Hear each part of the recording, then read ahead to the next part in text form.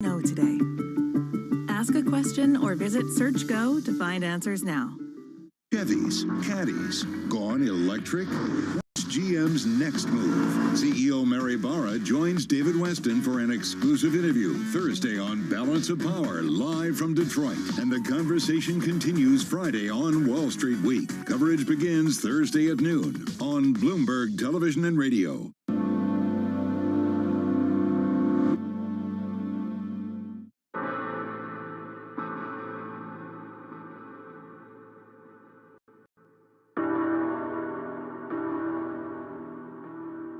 Months after Hurricane Maria, Puerto Rico is still in peril. Huge swaths of the island are still without power, running water, or access to medical care. Experts estimate that it will take years before these services are restored island-wide. Much of the blame has been placed on FEMA for a slow response in comparison to recent disasters on the mainland. But recovery from a disaster of this complexity and scale has proven more challenging than anyone anticipated. And filling the gaps between an overextended public sector and a suffering populace falls on the private citizens.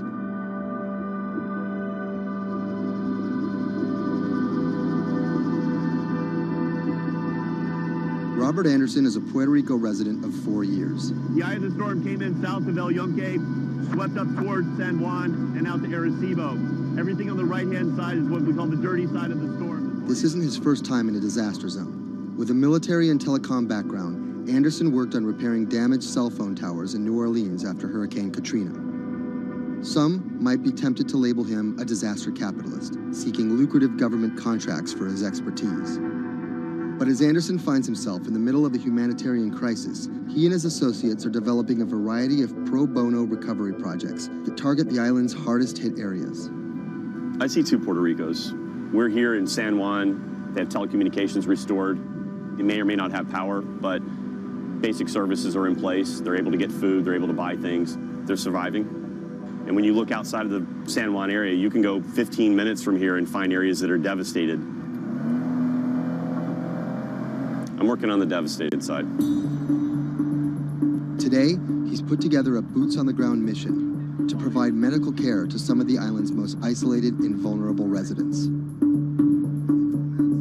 Steve Berenbaum is one of Anderson's business associates. He offered an extra car and a set of hands. So we received an initial report from a nurse that was out in the area. We're headed to the northeast region of Utuado for some people that are in need of urgent medical assistance. Dr. Sally Priester is a physician from San Juan. She filled a van with medical supplies at her own expense and brought along a team of nurses. Google Maps estimated our first destination to be a 90-minute drive. But it didn't account for obstacles like this.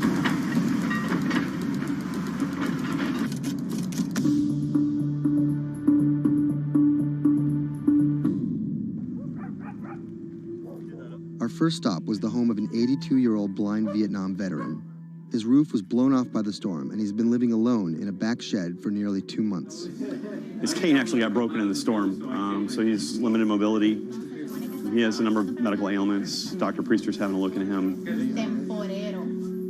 We called the VA. They're going to get him set up with what he needs, get him stabilized so he can then be transported either to an evacuation center or off the island. It's when the chain gets broken, when those families that are connected to them leave the island or take off, these guys get left at the end of the road, and it's tough. FEMA was not officially part of Robert's team, and their arrival caught everyone by surprise. Their job here was to survey and report back to their superiors, and did not come with medical aid of any kind. People think that FEMA is there to hand out bottles of water. It's not what they do. FEMA has a role to play. They have a very specific role. They bring in ships, they bring in airplanes, they bring in tractor trailers with pallets of things. But they're a big machine, and there's gaps in that thing. And you're seeing one of the gaps here, and we help fill that role.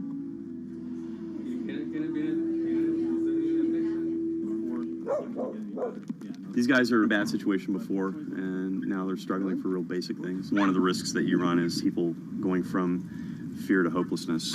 Those are the folks that we're trying to reach.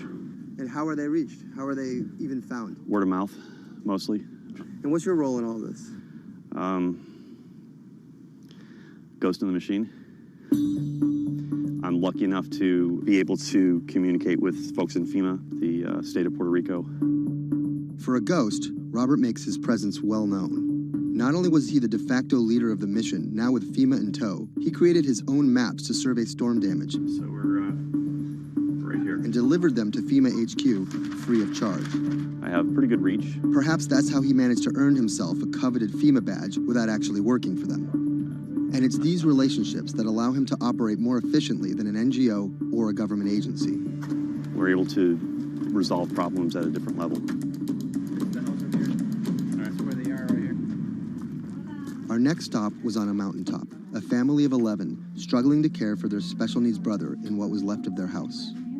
Probably we are the first health team to come and visit this family. Muy bien, todo muy bien. The patient has Down syndrome. He is all day in bed.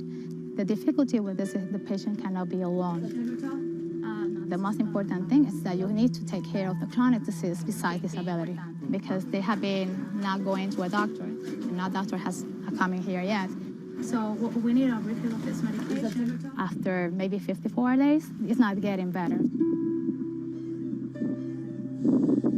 And the only way that you can be able to see that is coming to the ground, drive, and see the people and talk to the people. You can see San Juan from here, but you can't get there. It's like the Emerald City.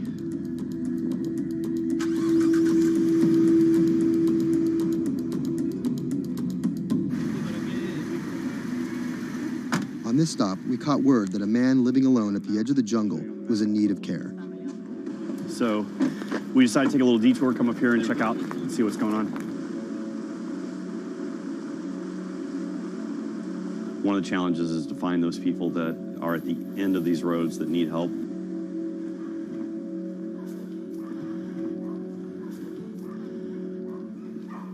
¿Pero por qué estás solo? ¿Por qué estás por acá? I'm asking about why he's alone right here. He said things of life happens. Yeah, I'm here by myself. So ¿dónde vive acá? En la parte de...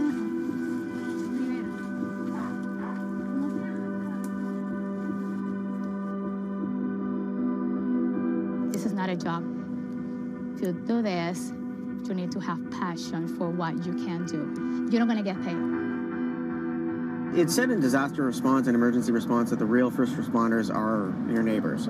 You don't need to wait for a lucrative FEMA contract to go out and do good and to help the community. In the end, do you feel like you're making a difference?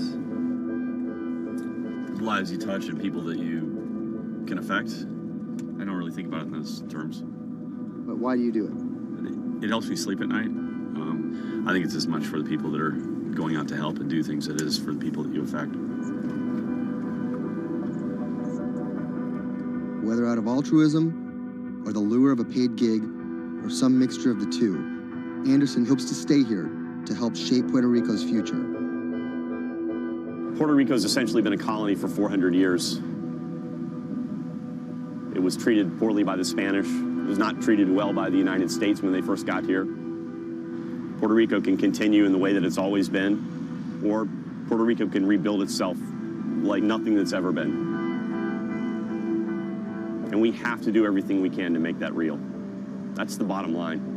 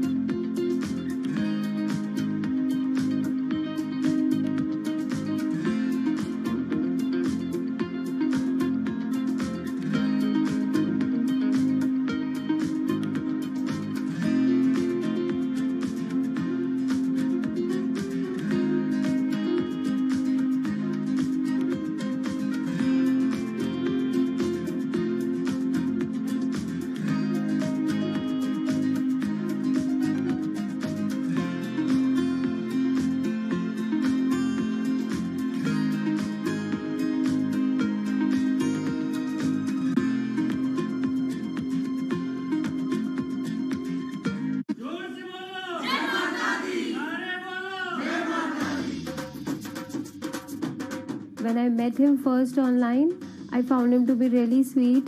I think I was the one who was talking for an hour. He was just listening. When we met, I saw her.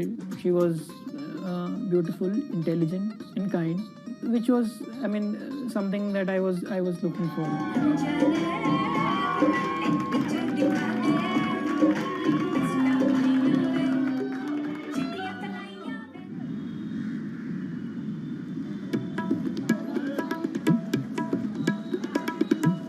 Anshu and Sumit are one of about 12 million couples that get married in India every year. Unlike their parents' generation, they're not from two close villages, but from two cities on opposite sides of the country. And their love didn't start through community matchmaking, marriage brokers, or classified ads in newspapers, but began online. So we met through jeevansathi.com. So it's basically an online portal where we have detailed profile of different grooms and brides. It makes a lot of remote profiles who are located in distant areas more accessible. Thanks to growing internet and smartphone usage, matrimony websites and apps in India are starting to disrupt the matchmaking industry. More and more people are finding their partners at the click of a mouse. jeevansathi.com, where Anshu and Sumit met, is one of the biggest players. Young Indians looking for love set up profiles including their caste and horoscope, but their criteria for choosing spouses appears to be changing. We have seen the shift from, traditional caste community conservative parameters to something which is more focused on education, employment. Anshu and Sumit's marriage was initiated by their parents, but modern Indian couples like them have more input than previous generations. We looked up to them to agree for the proposal, but it was primarily our decision that we wanted to be with each other. So what's the emoji you use the most to send to each other? There's a bear, which basically we use for indicating a hug. Yeah, that's our language basically, bear icon for a hug. Time flies when you're in love, and just 1.5 months after they first met online, the couple got engaged. They decided to hold their wedding less than 3 months later. But planning a traditional Hindu wedding on such short notice is no easy task. The massive event usually lasts 3 days, has various ceremonies and celebrations, and involves the entire two families and hundreds of guests. Luckily, there are websites and apps for that. We searched online, we got in touch with Wedding Brigade, and they helped us finalize the venue. And it makes the search faster and efficient. Startups like the Wedding Brigade are challenging traditional wedding planners in this $50 billion industry. It provides various services from booking banquet venues to buying wedding gowns. The website makes money by charging commission from vendors. People don't want to be limited to what is available around them. They want to know the entire range of options available before making a decision. And now it's easy to find almost everything on one portal.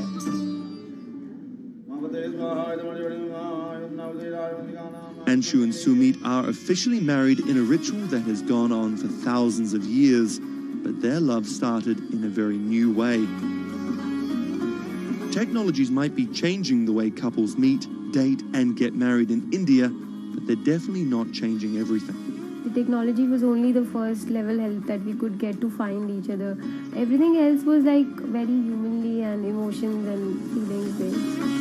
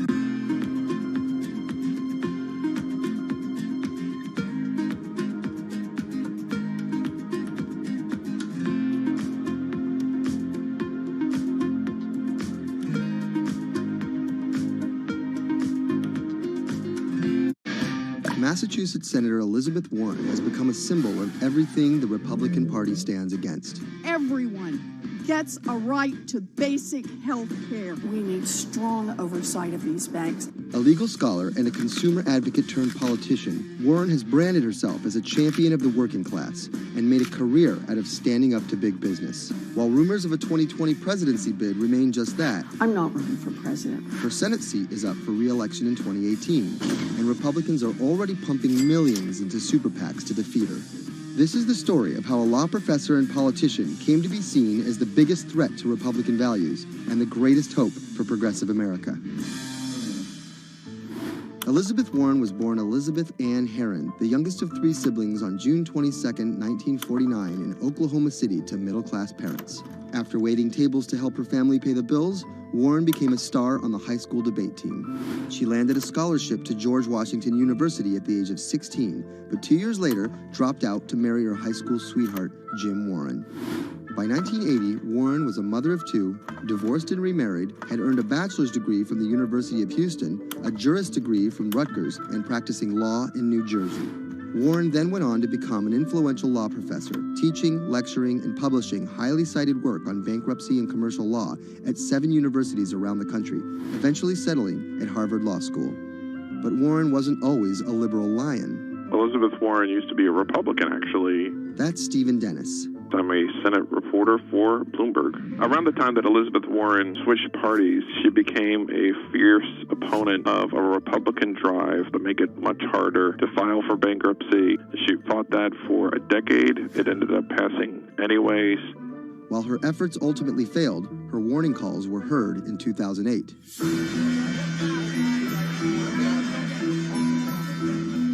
We're in the midst of a serious financial crisis. Our entire economy is in danger, and without immediate action by Congress, America could slip into a financial panic, and a distressing scenario would unfold.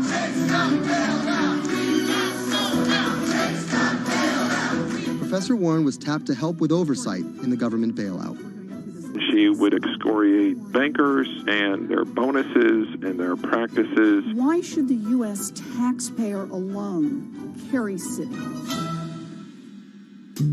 She proposed a series of tough regulations, which became the basis for much of the Dodd-Frank financial law that we have today.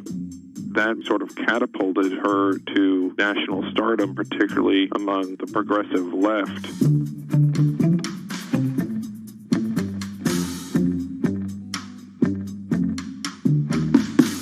Encouraged by her newfound notoriety, Warren declared her bid for the U.S. Senate on September 14, 2011. During the race, her opponent Scott Brown tried to derail Warren by accusing her of falsely claiming Native American heritage, a controversy that earned her the nickname Pocahontas. Nevertheless, she was victorious and won the Senate seat by a comfortable margin. She used her new tenure to challenge everyone, from banking regulators and Treasury officials to members of Wall Street and Congress. I'm really concerned that too big to fail has become too big for trial. We need tough new laws to hold corporate executives personally accountable. No one should be above the law. She called for Wells Fargo CEO John Stump to resign for fraud, introduced the Bank on Student Loans Fairness Act, and reintroduced the 21st Century Glass-Steagall Act. In 2016, after staying silent during the Democratic primary battle, Warren finally endorsed Hillary Clinton and had some harsh words for candidate Trump. Donald Trump is a loud, nasty, thin-skinned fraud who has never risked anything for anyone, and that is just one of the many reasons he will never be president of the United States. But she was wrong. The forgotten men and women of our country will be forgotten no longer. Warren wasted no time resisting Trump's agenda. Have you ever managed or overseen a $1 trillion loan program? I have not. How about a $1 billion loan program? I have not. Okay. In the Donald Trump era, Elizabeth Warren has been playing defense and trying to prevent Donald Trump and his cabinet appointees from rolling back protections that she helped enact. Warren actually found herself rebuked by Mitch McConnell for reading a letter by Coretta Scott King about Jeff Sessions' record on racism during his confirmation. She was warned. She was given an explanation. Nevertheless, she persisted. That moment became something that's on T-shirts, bumper stickers, slogans, and that really galvanized a lot of support for her. It's been very hard for Republicans to get much of anything done this year, and that's at least in part to this resistance movement that Elizabeth Warren has helped champion. We are here to fight back. Enough of Elizabeth Warren. Like you. Millions of dollars are being funneled to defeat Warren in the midterm elections in 2018. But it's the rumors of a 2020 presidential bid that has further prompted powerful donors to fund her opposition, often using the same playbook of constant and ruthless ad campaigns that many believe helped Trump win in 2016. It's anyone's guess if she will endure what Hillary could not. You know, the question for Elizabeth Warren is whether she can go from being a liberal firebrand to somebody who can regularly get 60 votes for initiatives in the Senate and 218 in the House and drive an agenda, and whether she can bring together coalitions for political victories. That's the challenge, and we'll see what happens.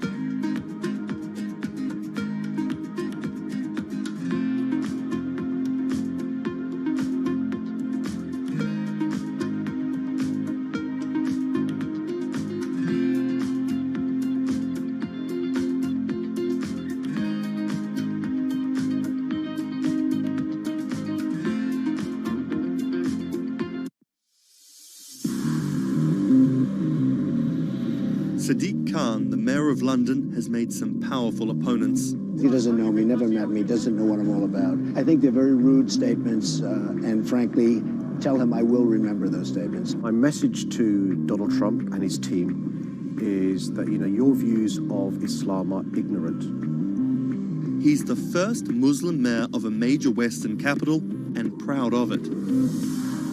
This is how Sadiq Khan went from the son of Pakistani immigrants to a lawyer, lawmaker, and now the mayor of London. Khan's parents emigrated from Pakistan. His father was a bus driver, his mother a stay-at-home seamstress. The 10-strong Khan family squeezed into a 3-bedroom flat in South London. He wanted to be a dentist, but TV in the 1980s convinced him otherwise. Objection! LA law with its swagger and ill-fitting suits caught Khan's eye. He graduated in 1991 with a degree in law from North London University and joined a human rights firm. Khan worked a number of high-profile cases, often clashing with London's Metropolitan Police Force. But he had bigger political ambitions. This is what being a new MP is like, squatting on a bench in the absence of an office, dealing with letters from constituents. Reports are just coming in of an explosion here in London. So there's just explosions, and then it was just smoke everywhere. Everyone's just asking what's happened. Only 2 months after Khan entered the Commons as a Member of Parliament, London was attacked by Islamist extremists. That day will stay with me for the rest of my life. He spoke out against the attacks both as a London MP and as a Muslim. He has been very clear about his opposition to violence, opposition to terrorism, and has set out to make the case for a more open and peaceful Islam. That's Thomas Penny, one of Bloomberg's Westminster correspondents. Here is a man who is a Muslim, and he is standing up and being open and straightforward and being clear that the problem here is not Islam, but it's Islamic extremism. In 2015, a decade after the attacks, Khan ran for mayor of London, and his faith was back in the headlines. His opponent, Zach Goldsmith, trying to link Khan to radical Islam. The debate got again personal and nasty. The Goldsmith camp has called Khan extreme and accused him of associating with, quote, those who seek to do our police and capital harm. It's a pattern of behaviour. Even the former Prime Minister David Cameron repeated the allegations. He shared a platform with Sajil Shahid, the man who trained the ringleader of the 7/7 attacks, and accused the United States of bringing 9/11 on themselves. But the smears didn't stick. Zach Goldsmith ran a very negative campaign that was based on what people knew was a lie. This election was not without controversy. And I'm so proud that London has today chosen hope over fear and unity over division. After taking the mayor's office with a comfortable majority, Khan has brought a business-like efficiency to the role, scrapping expensive vanity projects like the Garden Bridge and the new Routemaster buses, which cost £350,000 each. The former lawyer who used to fight the police in court is now praised for his close relationship with them. I was talking to a very senior police officer in the Metropolitan Police who said there was a sea change when he went into City Hall, and the police were saying how much they welcomed this because they knew where they stood and it was more straightforward to work with. So he works like a lawyer, he works like a government minister. Khan's kept his faith at the fore. He's an outspoken voice for moderate Muslims across the world. Donald J. Trump is calling for a total and complete shutdown of Muslims entering the United States. Now, by giving the impression that Islam and the West are incompatible, you're playing into the hands of the extremists. The ongoing spat between Khan and US President Donald Trump escalated when Trump went after Khan, misquoting him on Twitter just hours after the terrorist attacks of June 3rd, 2017. Khan's now one of the most prominent Labour politicians in the UK. In fact, a recent poll of Londoners found Khan was more trusted to keep the country safe from terrorism than the Prime Minister or the Labour leader. His story of going from the son of an immigrant bus driver to the mayor of one of the greatest cities in the world plays well with Londoners. But can he appeal to the rest of the nation? Has Khan got his eye on the top job? And is the UK ready for a Muslim Prime Minister?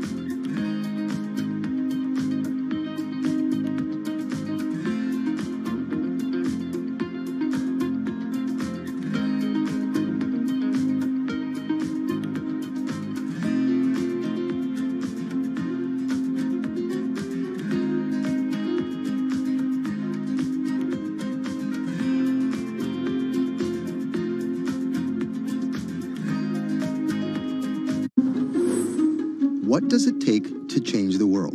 A big army? A cure to a pandemic? A revolution? All of these take either a lot of people, thousands of hours, or massive amounts of space. But for Julian Assange, all he needs is one room, an internet connection, and the world will listen. Assange is located here, and more specifically, right here. And from that location, he's posted government secrets, classified documents, and leaked emails from some of the world's most powerful people. And in doing so, has been labeled a hero, a villain, a nihilist, and everything in between. This is how an Australian programmer sequestered in the Ecuadorian embassy in London became one of the most influential and notorious people in the world. Born in 1971 in Townsville, Australia, Assange has always been on the move. Living in over 30 homes by the time he was in his mid-teens, Assange, along with his mother and half-brother, finally settled down in Melbourne. His introduction to hacking started at 16 when he was given a Commodore 64, which he attached to a modem. He attended the University of Melbourne, where he studied programming, physics, and mathematics. He never graduated, but that doesn't mean he didn't get an education. By 1991, Assange hacked into the Pentagon, U.S. Navy, and other branches of the U.S. government. In 1996, he was caught by the Australian Federal Police and charged with over 30 counts of hacking and computer-related crimes. He didn't get any jail time, but he was fined $2,100. I think the first taste of what would come later was the hacking that he did as a young programmer, and that really sort of foreshadowed a healthy skepticism of the use and abuse of technology by governments. That's Vernon Silver. I'm a reporter for Bloomberg's investigations team. Assange's youth as a hacker laid the foundation for him to start WikiLeaks in 2006. But what is WikiLeaks? It's a website that posts unfiltered, usually classified documents. What separates it from every other media outlet is that they have no editorial hierarchy. With a publication like the New York Times, information comes in, they take that information, package it, then disseminate it for the public to see. WikiLeaks, however, cuts out the middleman. WikiLeaks gathers information, most of it given to them anonymously. So what they're doing is really very simple. They get the information in one end from who gives it to them and out the other with sometimes minimal interference. Julian Assange is the leader of that, the mastermind, the creator, and really, because he thinks of it as a journalistic enterprise, the editor-in-chief. But every story starts with a source, and Assange has some unconventional sources. Julian Assange does not hack as far as we know. He is the recipient of people who are either insiders who give him secret documents or hacked emails from a foreign power. That's Eli Lake. I am a columnist for Bloomberg. And there was no source bigger for Assange than Chelsea Manning, who used to be known as U.S. soldier Bradley Manning. In 2010, Manning provided Assange and WikiLeaks with hundreds of thousands of leaked government documents. WikiLeaks quietly began releasing the documents in February of 2010, then made big headlines in April by posting what is now known as the collateral murder video. Come on, fire! It was a vivid, graphic video. It changed the debate on the Iraq War, and importantly, it put WikiLeaks on the map when they put it online, and they couldn't be ignored at that point. And those leaks were just the beginning. They went on to post more than 90,000 leaked documents known as the Afghan war logs, 390,000 documents known as the Iraq war logs, and 250,000 private messages between diplomats called cables in what is now known as Cablegate. These leaks were met with very real ethical questions. The problem with publishing those cables was that a number of confidential sources for U.S. diplomats who faced real danger when their names were exposed. Then Secretary of State Hillary Clinton drove the point home that every country, including the United States, must be able to have candid conversations about the people and nations with whom they deal.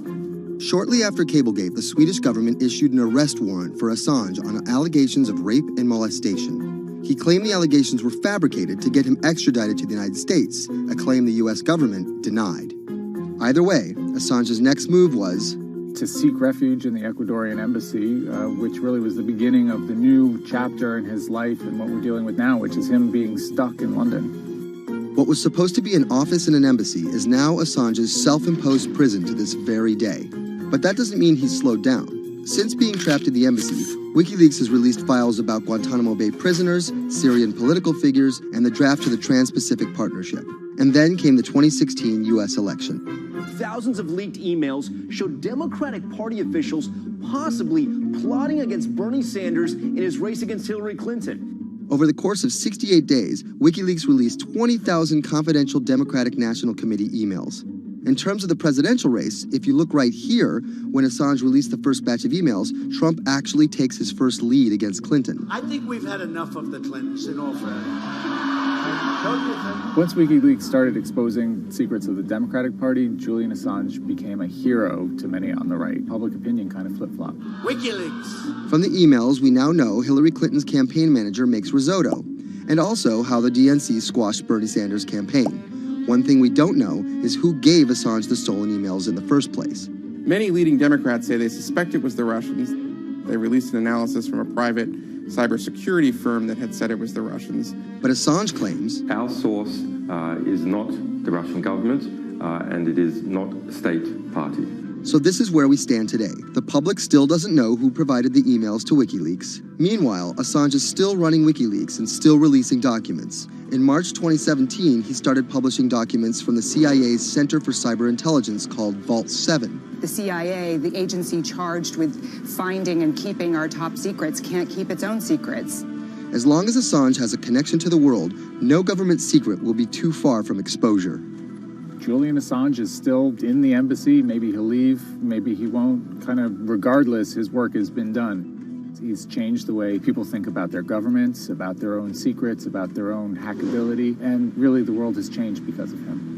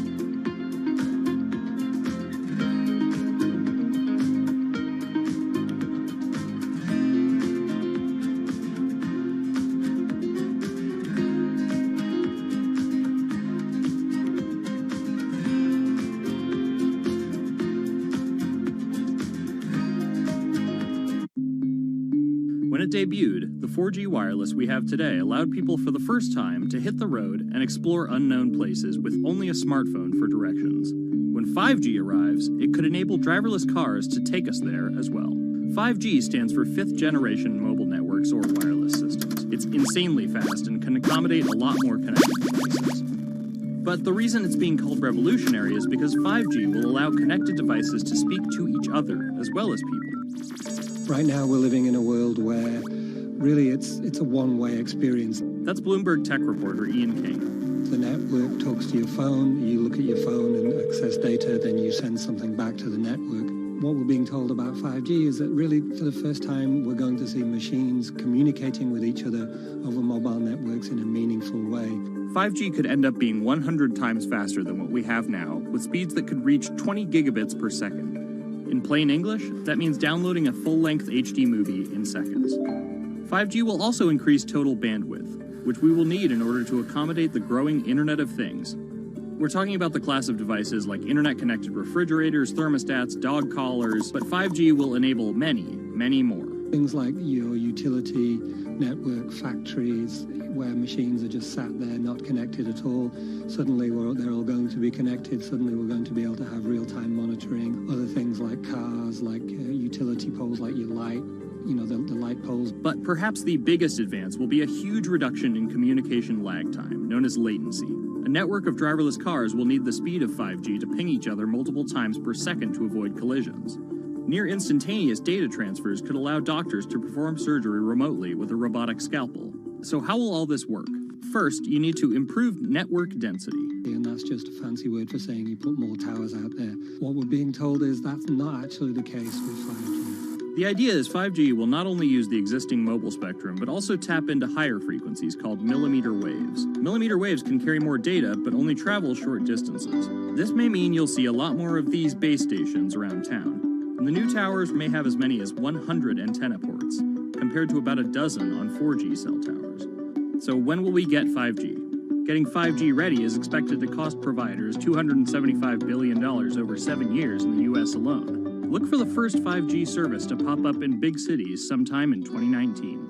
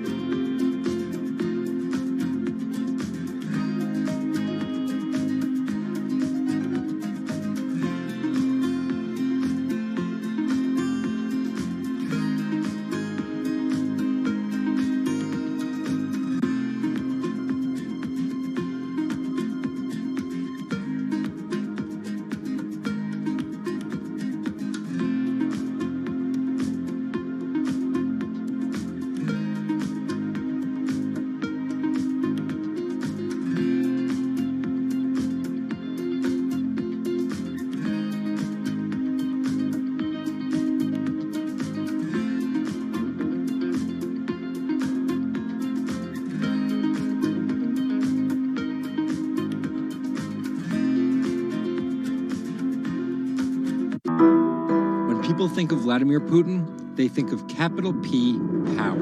And that's exactly the impression he creates. Whether it's physical power, firing different weapons, riding in various James Bond-esque modes of transportation, or tossing hapless opponents in judo. Or political power, ruling his own country with an iron fist, crushing his political opposition, or, most recently, being accused of meddling in foreign elections for his own benefit. This is how Vladimir Putin went from a poor, tough kid in Leningrad to a KGB spy to the very symbol of modern Russia. Vladimir Vladimirovich Putin was born in 1952 in Leningrad, which is now St. Petersburg. His father was a factory foreman and his mother a homemaker. It is widely said that Putin's public-facing tough guy persona can be traced back to him getting into fights when he was younger, which paved the way for him to take up judo. After getting a law degree from Leningrad State University, Putin joined the KGB Foreign Intelligence Service. He spent 16 years in the KGB. When Putin returned to Russia, he began his political career. He went to work for Anatoly Sobchak, who was then the mayor of St. Petersburg. That's Leonid Bershidsky. I'm a columnist at Bloomberg View. Putin thrived in Sobchak's administration because he was sort of considered a pretty efficient city official at that time. He was very loyal to Sobchak. So loyal and efficient that he was noticed by Yeltsin's close circle. And those people soon brought Putin over to Moscow to work in Yeltsin's administration, where he quickly climbed the political ladder. Then, of course, he was promoted to Prime Minister of Russia. That's Dmitry Trenin. I am currently director of the Carnegie Moscow Center. Around this time, Yeltsin and the people around him, the so-called family, decided that Putin would become Yeltsin's successor. And then this happened.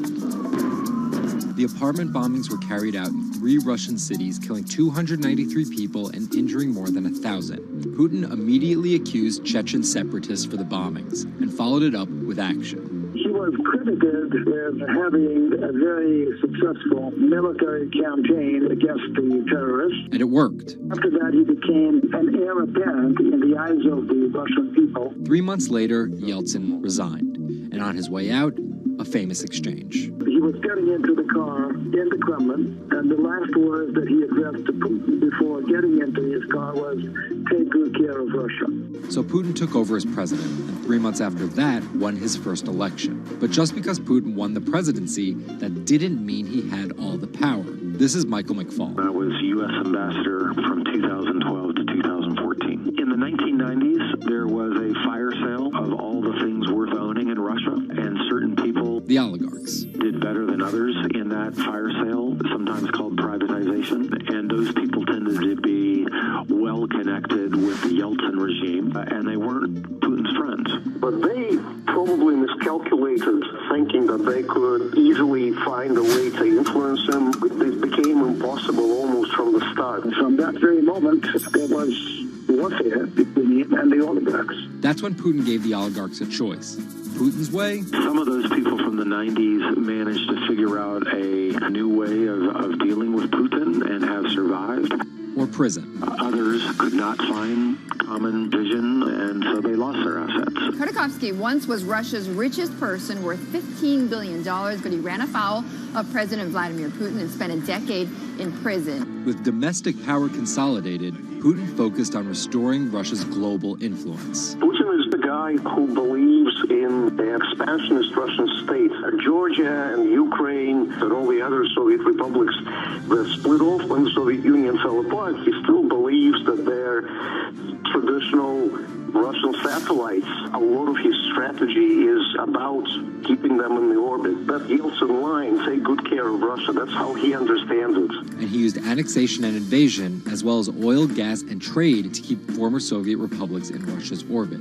In 2008, Putin's 2 terms were up, and he decided to step down as president. Dmitry Medvedev stepped in as president, and Putin went back to prime minister. But really, Putin never left power. He pretty much continued running the country, and Medvedev was a bit of a figurehead. There was actually a period of cooperation between Russia and the U.S. that benefited both countries during Medvedev's presidency. Because Medvedev did not have the same negative attitude towards the West as Putin did. But when Putin came back to run for a 3rd term, in the lead up to the 2012 election, it was widely believed that both the presidential and parliamentary elections were rigged, and Russians took to the streets. Putin blamed the protests squarely on America, and more specifically, Secretary of State Hillary Clinton. He believed that she had sent, and this is his words, a signal to demonstrators. Still, Putin won by a huge margin and set about crushing the protest movement immediately upon his return to the Kremlin. Over the next few years, Russia's economy tumbled. Putin annexed Crimea, leading to sanctions. The price of oil fell drastically. The ruble hit a new low, and America played down Russia's influence, with Obama calling Russia a regional power. Despite all of that, Putin's approval rating remained sky high, and then an opportunity for payback. I think I'd get along very well with Vladimir Putin. In 2016, there was one candidate who called Vladimir Putin very smart. Trump exhibited tolerance towards Putin's actions annexing Crimea, and similar views on NATO and sanctions. Secretary Clinton didn't support any of those views. Even though Putin denies any wrongdoing, U.S. elections. Yes. The U.S. has accused Russia of being behind the leaking of 20,000 Democratic National Committee emails, which many say helped Trump beat Hillary Clinton in the presidential election. Which leaves us here, with the possibility of a President Putin until 2024, positioning Russia to be the world power he always imagined it should be.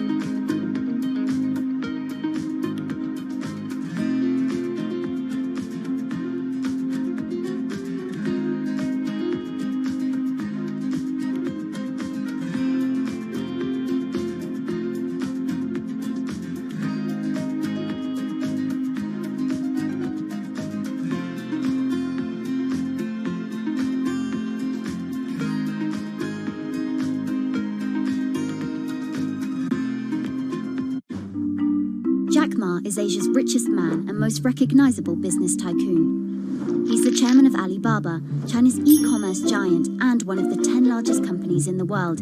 Yet he still wants more. We know where we're going. We want to be this 5th largest economy. Big words from the man some call Asia's Jeff Bezos. He's confident, he's charismatic, and he's definitely not the average CEO.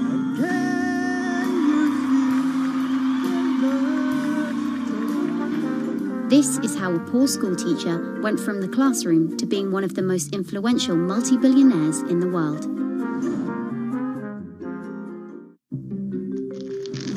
Ma was born in China's southeastern city Hangzhou in 1964. His parents were traditional musician storytellers. As a teenager, he started to learn English from foreign tourists after China opened up in the late 1970s. And then for 9 years, Jack Ma hung around outside the Hangzhou Hotel, which is now called the Shangri-La. He would get up at 5 a.m. to talk to travelers. That's Bloomberg technology reporter Lulu Chen. And I cover China Internet for Bloomberg. Ma failed China's National University entrance exam twice before being admitted to local teachers' college. He graduated in 1988. He applied for 30 jobs and got rejected, including from the fast food giant KFC. When KFC came to China, come to us say, 24 people went for the job. 23 people accepted. I was the only one guy. Then Ma got a job at a local university and taught English there for about 5 years, earning just $15 a month. On the side, he started a translation company with several friends. During a company trip to the US in 1995, Ma had his first encounter with the internet at a friend's place in Seattle. I searched the first word, beer. I don't know why, because it's easy to spell, baby. And I see beers from Germany, beers from USA, beers from Japan, but there's no beer from China. So he searched for the word China instead and still couldn't find anything. And that got him thinking. He wanted to build something that would put China on the world's map. He started China Pages, a Yellow Pages-like website, but it didn't take off. Then Ma joined a government agency in Beijing to help set up a website. By 1999, the internet stock boom had gripped Wall Street. And back in his Hangzhou apartment, Ma decided to try again. With his wife and a group of friends, Ma raised $80,000 and set up Alibaba, a site that allowed businesses to sell stuff to each other. 人家美国人强就强它的硬件，强就强它的系统基础，这方面确实比你高。但是玩信息玩软的，中国人的脑袋绝不比共产。我们在座的所有人的脑袋绝不比共产。By 2000, Alibaba had raised $25 million from investors, including Goldman Sachs and SoftBank. He had no business plan and zero revenue, but his eyes was very strong eyes. In 2003, Alibaba started Taobao, a platform for individual sellers to trade with each other, and publicly declared war against eBay, who had started to make a foray into China. Jack Ma has this famous saying that Alibaba is a crocodile in the Yangtze River, whereas eBay is a shark in the ocean. And if they fight eBay in the ocean, then they'll lose. But if they fight them in the Yangtze River, then they have a home base advantage. In 2007, just 1 year after it forced eBay out of China, Alibaba debuted its business-facing division on the Hong Kong Stock Exchange. But it delisted 5 years later as its performance sagged. But in 2014, Alibaba raised $25 billion in the world's biggest IPO in New York. Everybody should have a dream. What if that dream comes true? After achieving dominance in the business of e-commerce in China, Alibaba has been building an internet empire worth $472 billion, with businesses in cloud computing, online video streaming, movie production, healthcare, sports, retail, and even news media. Alibaba buying into South China Morning Post really raised eyebrows. This is the largest English newspaper in Hong Kong, and it shows that Jack Ma's ambitions weren't limited to e-commerce. He wanted to influence not just Chinese users, but also overseas users as well. The US has criticized Alibaba for allowing companies to sell counterfeit and poorly made goods, but in China, it enjoys the favor of China's government. It's part of Ma's company philosophy. In love with the government, but don't marry with them. Jack Ma is an extremely fortunate man for jumping on the internet sector so early. Note that this is a person who has no coding skills at all. He's a natural showman and a gifted public speaker and really able to convince others to believe in his vision. Ma's vision of growing Alibaba to be the world's 5th largest economy faces strong competition at home and abroad. It will require more than just naked ambition and charisma. But Ma is great at getting himself in the right place at the right time. So far, it's served him well.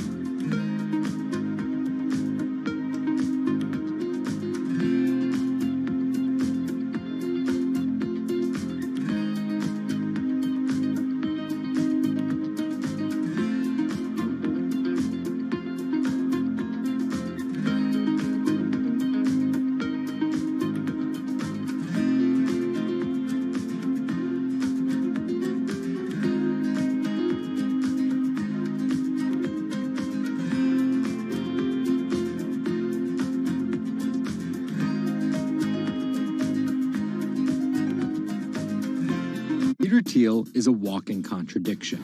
He got his bachelor's and Juris Doctorate from Stanford, but speaks out about the horrors of higher education, saying college is as corrupt as the Catholic Church was 500 years ago. He's a staunch supporter of the free press, yet he bankrolled a lawsuit to bankrupt an independent media company. But these were not journalists. And most of all, he's an immigrant libertarian who's the most public supporter of Donald Trump in all of Silicon Valley. What Trump represents isn't crazy, and it's not going away. This is the story of how an openly gay, immigrant genius, libertarian billionaire went from tech contrarian to Silicon Valley's biggest Trump supporter. Peter Thiel was born on October 11, 1967 in Frankfurt, West Germany, to Suzanne and Klaus Thiel. Peter's family emigrated to Cleveland, Ohio when he was 1. An Ayn Rand devotee during his youth, Thiel attended Stanford University majoring in philosophy.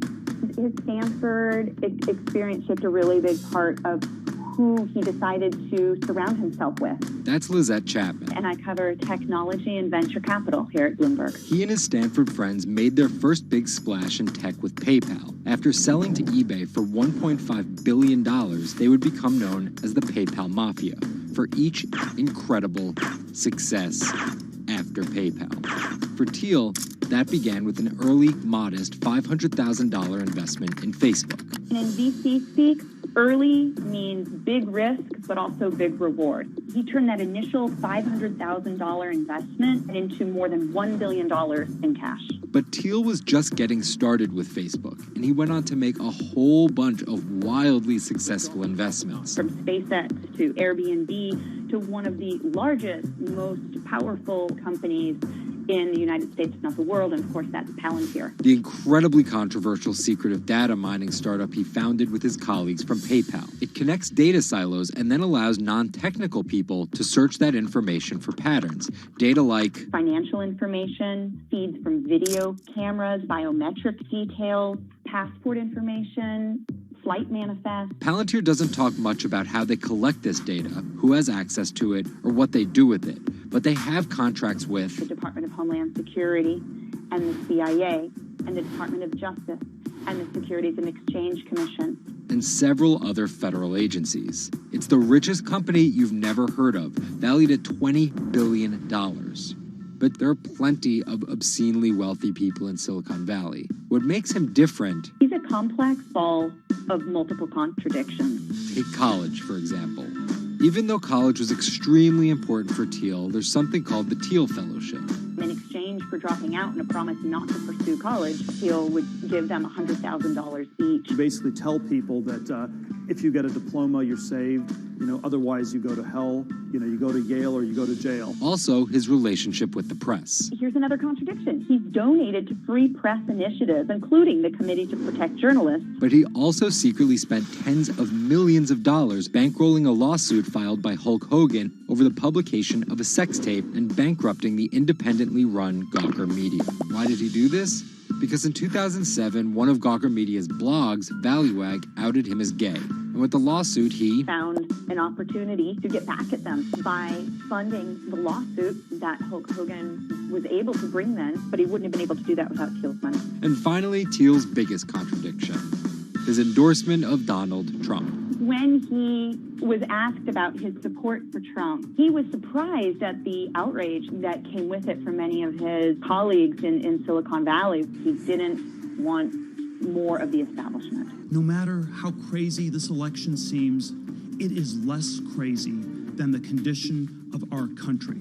After briefly supporting Carly Fiorina in the primaries, Thiel pivoted to Trump, donating $1.25 million to Trump and his associated super PACs in October 2016. And he didn't just help Trump financially. He gave a full-throated keynote speech supporting Trump at the Republican National Convention. I'm not a politician, but neither is Donald Trump.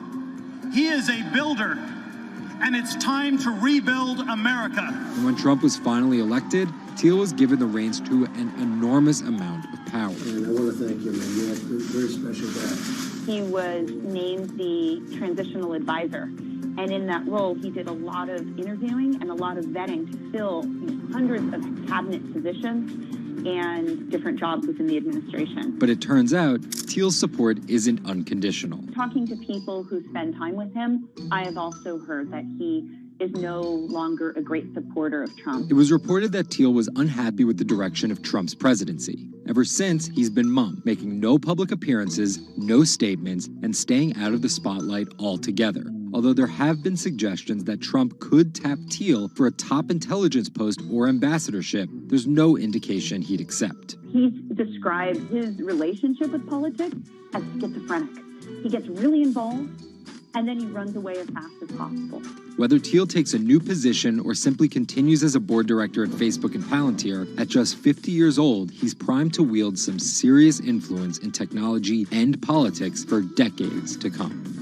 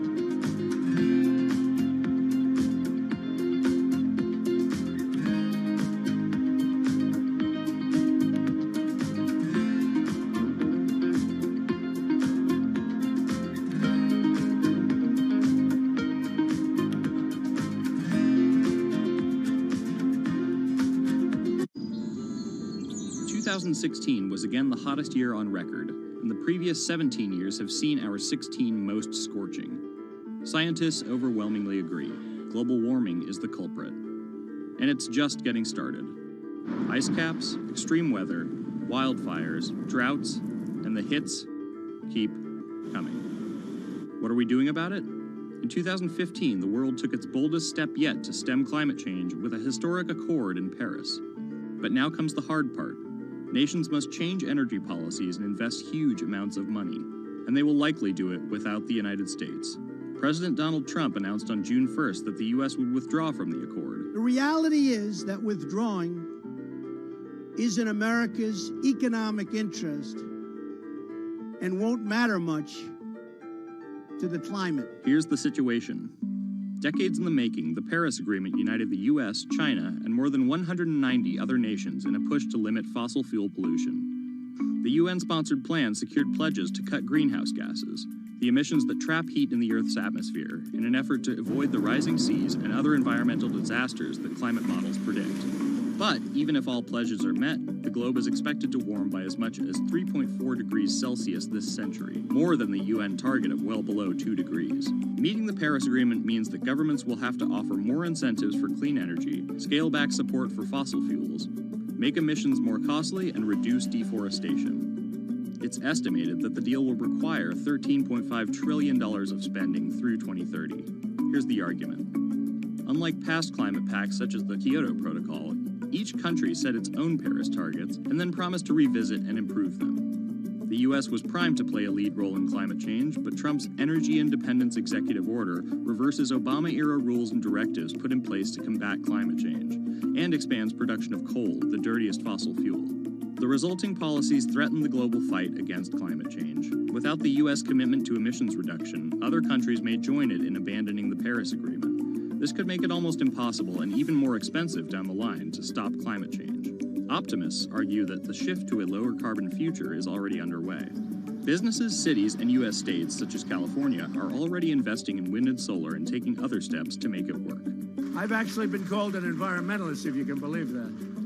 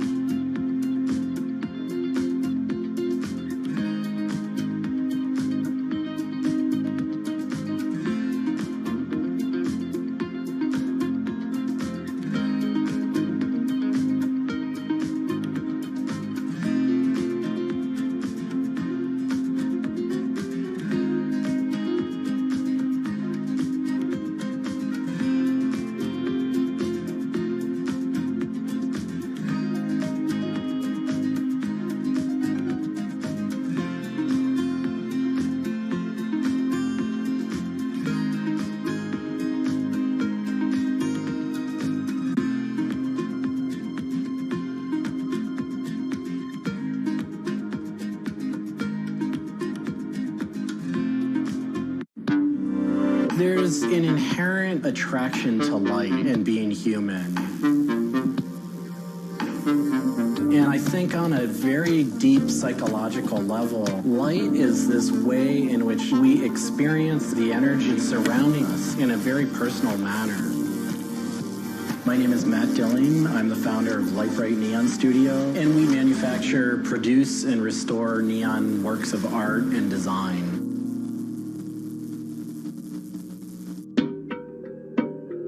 Origins of the creative content of a lot of the work at Light Bright comes from a variety of sources. Sometimes people come with a napkin sketch. Some people come with an Adobe Illustrator file. And we have a whole design team who then we kind of work together to help create layouts of what it might look like. Scale it up and create a paper template using a pen plotter. And that paper template actually becomes our guide for what we're going to bend the neon to. We take from the office into the glass shop. We pick out the right size tubing with the right color for the right size project. From there, we heat up the glass tubing. The torches heat the glass well in excess of 1,000 degrees in order for it to get into its molten state. We heat up and bend the glass tubing to match the template. One of our chandeliers has over 100 different bends in it. So each one of those bends has to be marked for a heated up bend. We also have to allow the glass to cool between the bends so that the next area can be worked on and heated up in its own unique fashion. It turns into spaghetti, and then we have to make sure that that spaghetti lines back up and cools to the template. We use a blow hose to connect our mouth to the tube, create a volume that's closed, and we can control the pressure in there with our mouth. There's just a variety of challenges that come up inherently in working with glass. Glass can crack due to stress, and sometimes you'll just have a batch that all it wants to do when it gets near a torch is crack.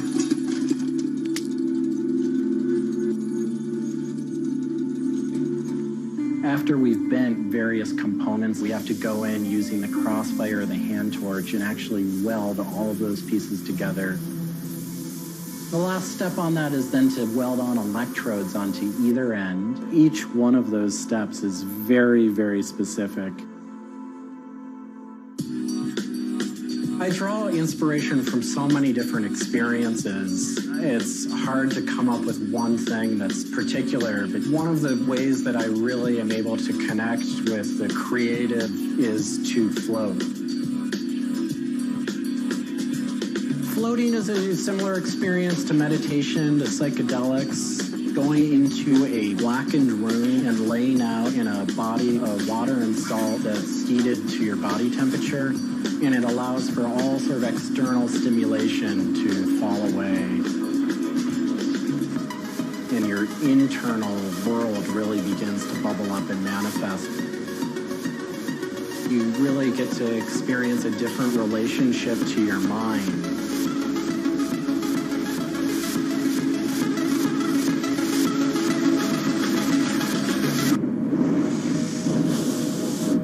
I work with neon because I can't not work with it. It's so challenging and so rewarding. And those things are so intertwined that there's no way of separating it out. I learn so much and continue to learn so much by working with it. I find so much inspiration in working with it, and I just continue to experience new and different things through the medium. It's that close to me at this point.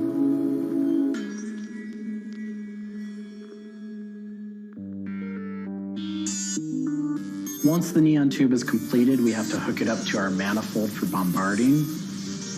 The manifold is opened, a vacuum is drawn. We check the tube for leaks with our Tesla coil. We close the tube back off, and we heat it up using a very large and powerful transformer. As the tube is heated up, it releases anything that's not inert inside the tube, and we evacuate that out. We introduce the gas into it. and we seal the tube off, sealing into that tube whatever gas we introduced into it. I think my favorite part of making a neon light is when I see it lit up for the first time. Different gases, when electrified, emit different wavelengths of light. Neon gas is this very bright orange, fiery red color. Argon gas creates a very intense blue, but that light output that is produced can then be expressed in a different wavelength by coating the inside of the tubes with a phosphor coating that takes that one wavelength of light and emits at different wavelengths. We bring it over to the aging table where we hook it up to an age-in transformer and allow it to settle, age the gas in that we've introduced to it. There's always a stray particle of something left inside the tube. But that time that the oxide coating can act to scrub whatever is left inside the tube while things are getting settled into place.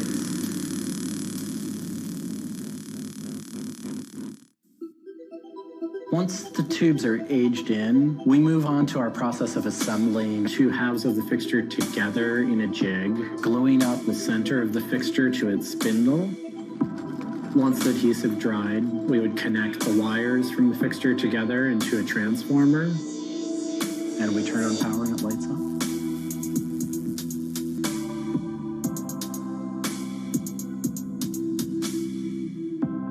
Part of what we love about what we do here is that we try and put out into the world the kind of things that we'd like to see. I still am surprised when it lights up. I'm still excited when I get to see it illuminated.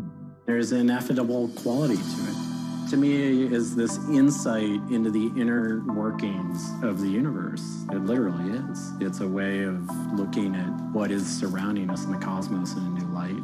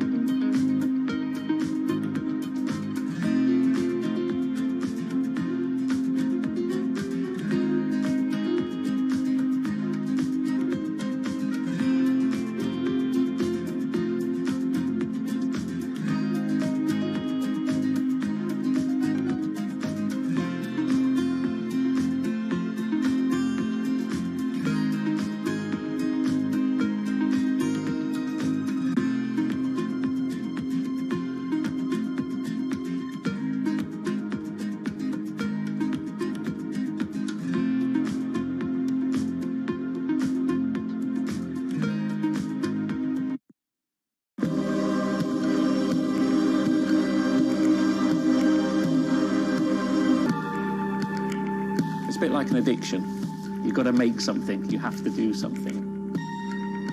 It's borderline obsession. And every bike we build is my favourite bike at the time, and as soon as it's done, I want to build another one.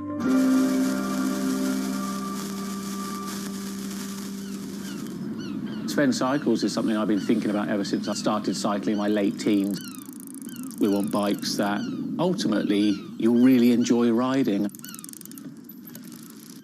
There's never a bike that's the same. There's always a slight change. And as we build them individually as well, they have the marks of a bike that's built by hand. Most people I know cycle have an idea of their dream bicycle. And it may be an evolving idea you've had in your head. And we've worked with a lot of people that have come to us with sketches and scrapbooks. It's really, really nice to build something that's just one-off and unique. I think a lot of people see a bicycle as two wheels and a frame in the middle. There are a lot of subtle changes and nuances in design which can change the riding characteristics quite dramatically. I'm a really big fan of modernist architecture, and the simplicity of a modernist building is really hard to achieve. And with some of our bikes, they may look very simple, but I think people should not underestimate the time and effort that goes into designing a product. Tubing is key to a bike's feel and ride. Reynolds tubing has been in my life ever since I can remember. Growing up, I could never afford a frame manufactured with their tubing. We can now put a badge on our bike saying manufactured at Reynolds, which is a sort of thing as a kid I just wouldn't have believed was going to happen.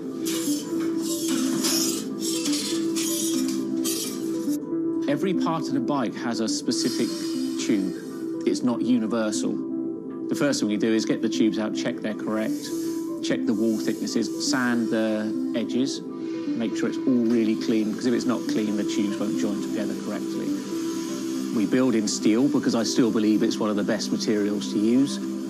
It's been used in bikes since the late 1800s, and they're still using it now for a very good reason. It's the flexibility that we can replace the tube, repaint the bike, and you wouldn't know it's damaged. I just like working with it. It's very sculptural. This isn't sort of aerospace precision engineering. It's a steel rule and a marker. So when we're cutting the tubes, it's within a mil or two. But what we're trying to do is take the best from bicycle building in the past and add a little bit of modern flair to it.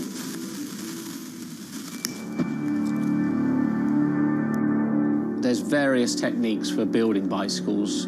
We do a thing called fillet brazing, where you connect a pipe together. We use a bronze rod and a flame. We heat the tubes up to the same temperature and we fill the joint with bronze. And it gives a very, very sort of fluid, lovely, sort of quite sculptural feel. You've got to practice. You've got to be able to judge material temperatures. You've got to just look at it and you just get a feel for it. It's a stage where your tubes start to look a bit like a bicycle. My father's a jeweller. He'd make sort of very pretty things, which are lovely, but for me, they don't really have any function. What I love about bicycles, you can start on a Monday with a box of tubes. You can be riding it by the weekend, and it can last you for the rest of your life.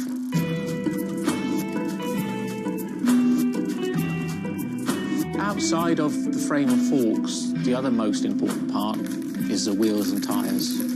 When you build the wheels, you have to lace them, so there's little holes going all the way around the rim. You poke the spoke through. We do build all our wheels by hand here because a machine can't get 30 years worth of wheel building experience. Colour is very, very personal. With any of our bikes, you can have them painted whatever colour you want. We've matched one to a teapot, so we can get that scanned and we can match that, or someone's favourite item of clothing. I like to let the bike sit for 4 or 5 days minimum, just so the paint can have time to cure a little bit, and then we assemble it.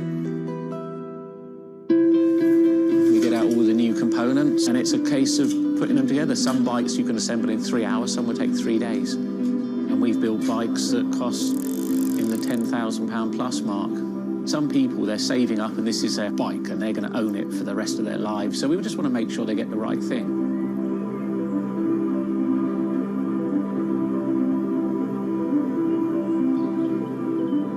I think the bike for me was the first time I had some freedom. So as soon as I had one, I was off.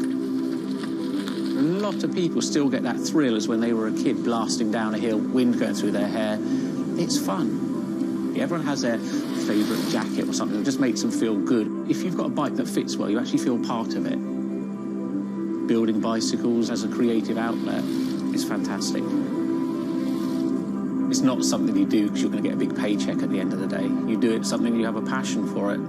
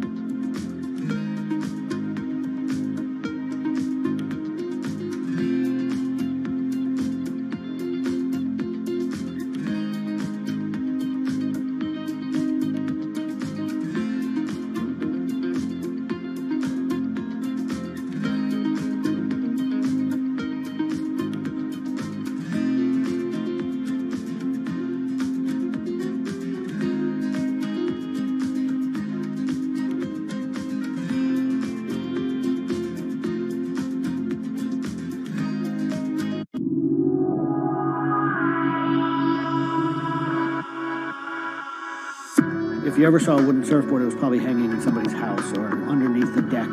But kind of in the last 10 or 15 years, wood has made a big comeback. They surf wonderfully. It's beautiful and it feels great to be on one of them.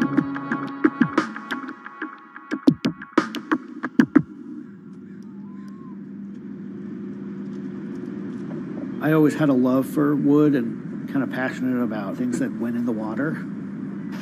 I've kind of been around wooden boats most of my life. There's just so much character. The way they're built, the stories that come with them, a lot of that has translated over to why we build surfboards the way we do.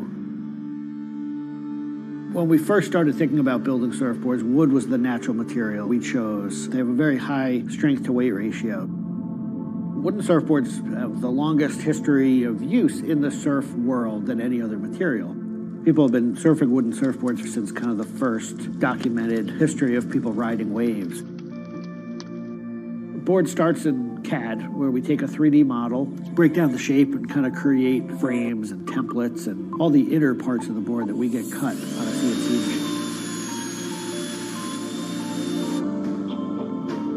machine. We take those frames and we just pop them out, assemble the frame into kind of a skeleton. would go out to our lumber shed, pick a bunch of cedar, and bring them into our mill shop, put glue along the edges, clamp it all together into a panel. Everything's book matched. You have symmetry in the colors and texture of the wood. Cut your outline. Take our assembled frame, gently put it down right on top of the plank.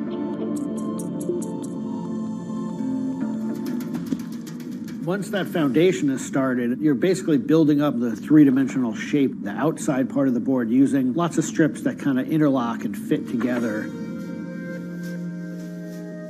Every piece of wood is going to be different, and it's all going to react differently. There are frustrations with it, but I think that's one of the things that keeps it challenging. You learn to read the kind of what the grain lines are doing and what the color of the wood is telling you.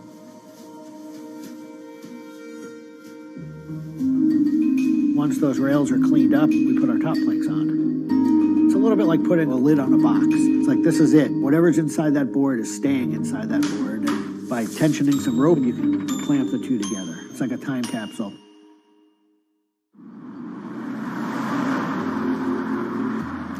What makes our boards unique are they are built right here in York. They're built using material that grows right here in the state of Maine. They're built 100% by hand by local craftspeople and surfers. There's a lot of time that goes into these boards, between 40 and 60 hours start to finish. We wanted to build surfboards that were as hollow as they could be, but still be strong enough to work well. Too light and they don't surf well, but too heavy and they don't surf well. So there's a balance point there, and that's where we try to be. Taking the board off the rocker table once the top has gone on, that is by far one of my top favorite parts. It's just you and a shaping stand, a board, and a hand plane. Everything else is out of your view. It's simple, it's pleasurable, it's quiet. You can be with your thoughts and you can just kind of be present. There's something about taking a nice sharp edge tool to a beautiful piece of wood and feeling the curls coming off and knowing that every pass that you're making, you're kind of getting it closer and closer to what you have in mind.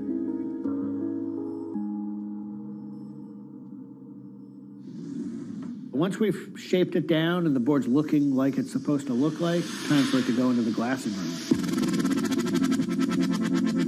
4-ounce fiberglass, laying it over the board, draping it over the edges, cutting it, applying epoxy, and on the board.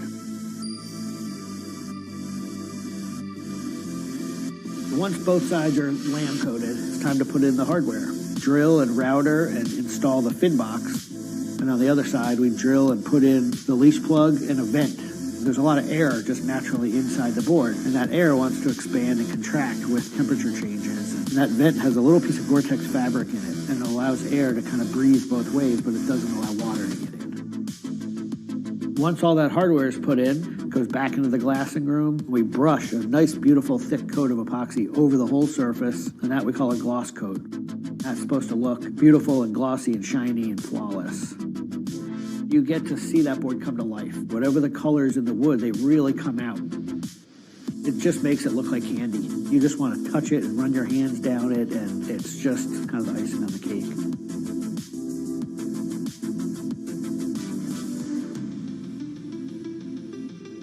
Once everything is hard, we put it into what we call the oven, get that epoxy to cure, really kind of bake it, and just get it to harden. Put in the fin, screw in the vent, and ship it out. We just love the idea of building something that's sustainable and long-lasting and made by hand. Kind of gives you a deeper connection to the product over something you might buy on a shelf.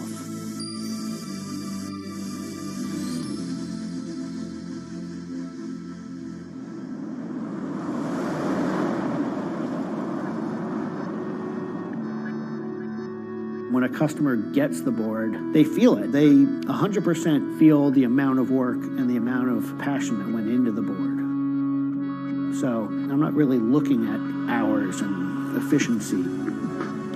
We're looking at like doing it right and enjoying it as we go.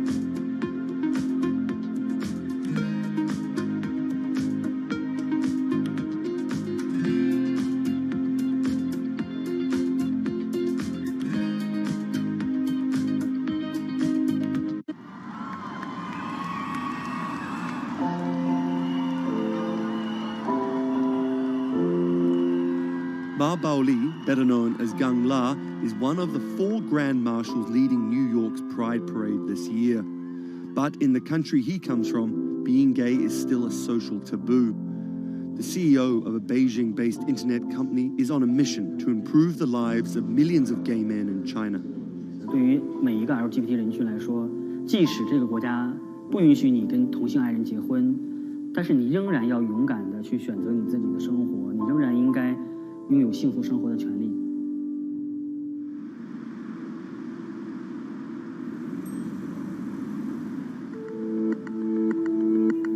Ma's company Blue City runs an app and a website specifically for gay men.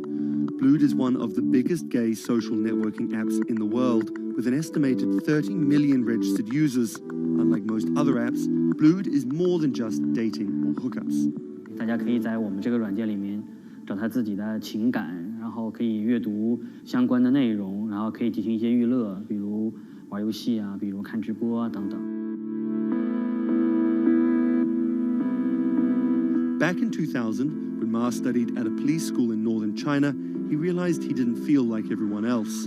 因为他们都找女朋友，然后谈恋爱，但是我对长得好看的同性的男生，我反而觉得对我更有吸引力。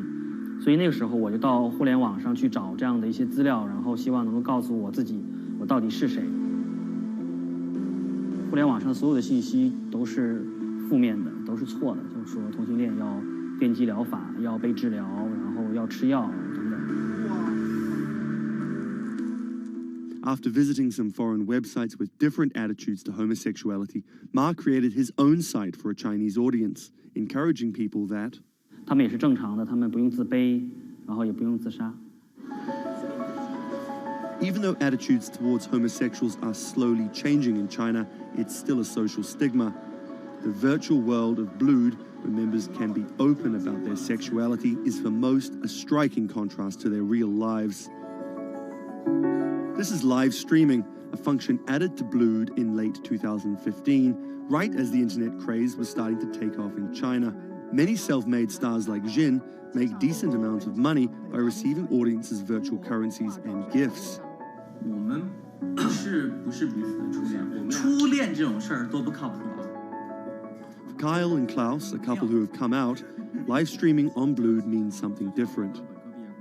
其实我经常会收到很多粉丝的一些互动的留言，就是类似就是说你们让我们看到了同志情侣之间的一些希望啊，我看到这样的留言我是很欣慰的。The government's rules for acceptable content online may shift quickly in China, with LGBT material in a grey area. Many companies feel the chill of the recent internet crackdown, but Blue City still runs as usual. Ma has won the Chinese government's trust by helping with HIV prevention among gay men. A third of the company's staff are dedicated to screening pornographic and politically sensitive content. 我不太多的愿意去对抗，我更多的愿意去对话，去改变他们的想法。我觉得这个可能在中国来说是更有效的。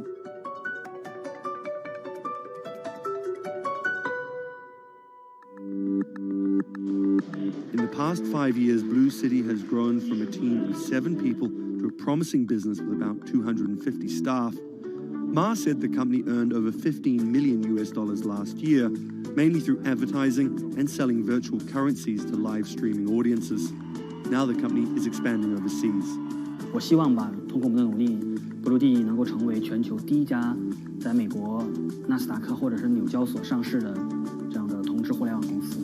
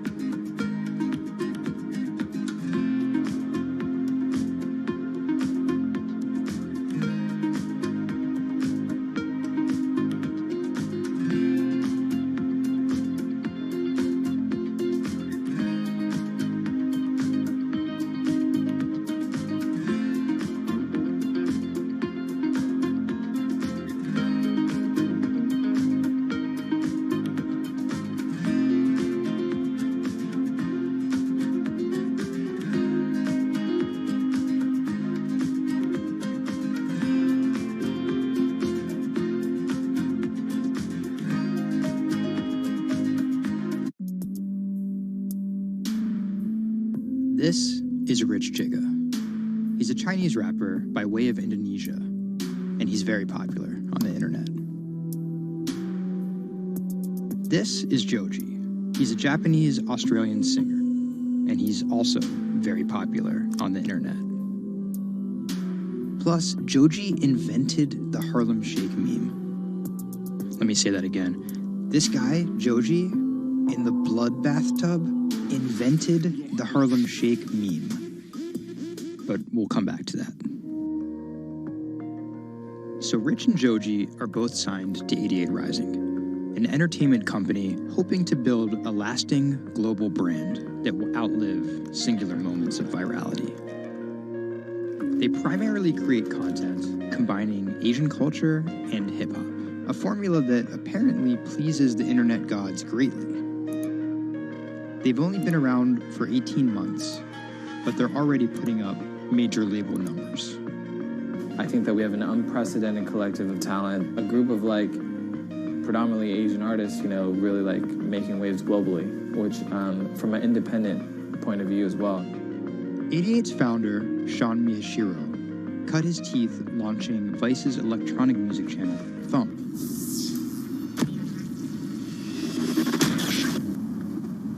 But quickly, Sean became interested in life beyond dance music.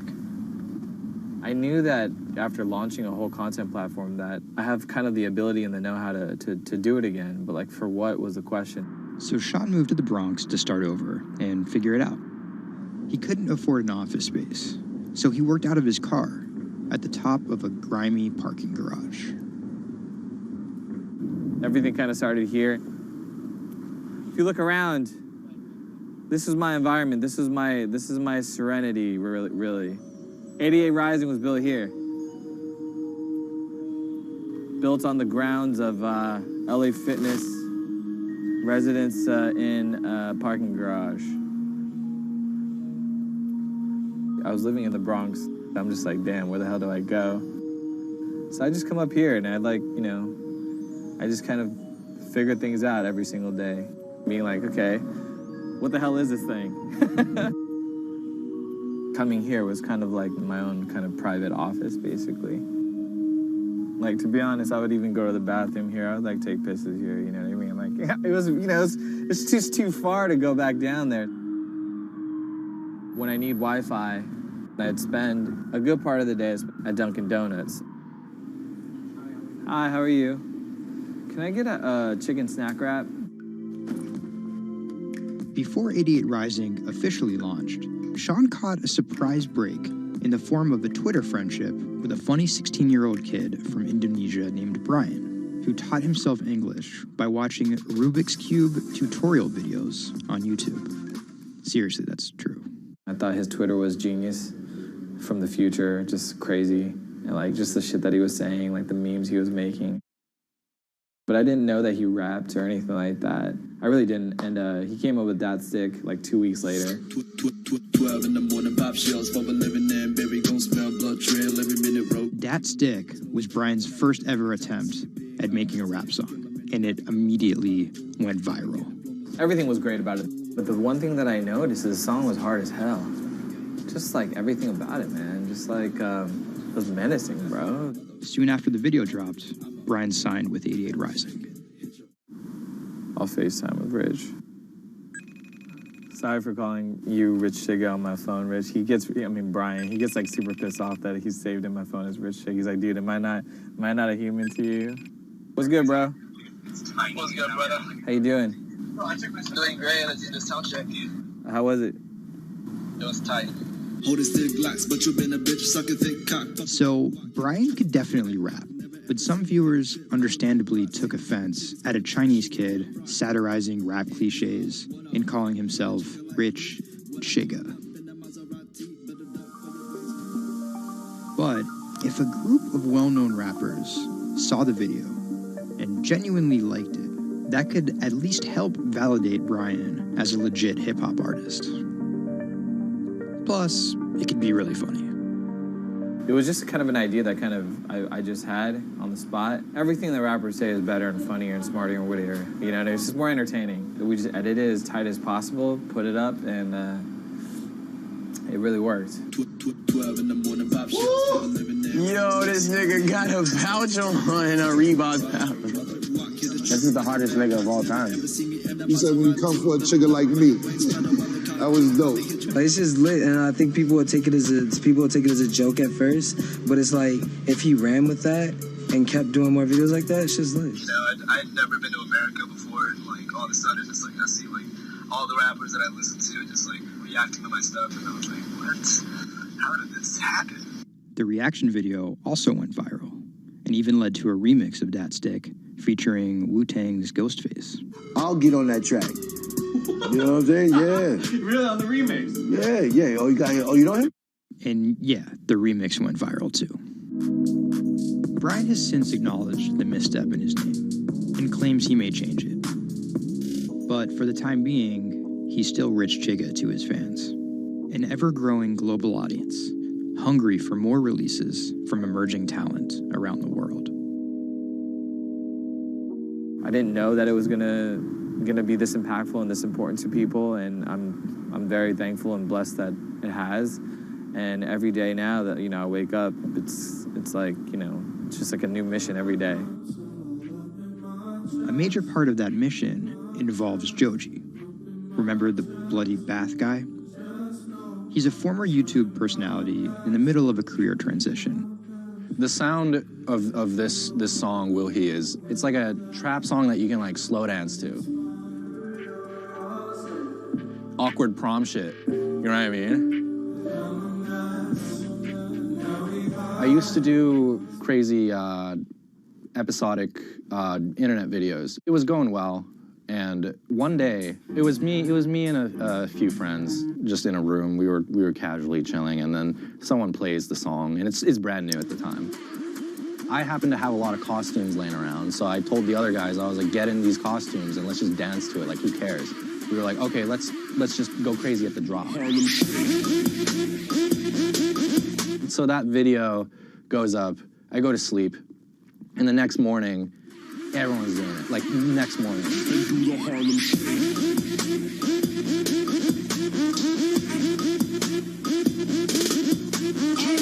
That taught me a lot about the internet, how people want to just be a part of something. And from that point on, something changed, and I was a little better at understanding demographics and people and what they want to see and what they want to hear.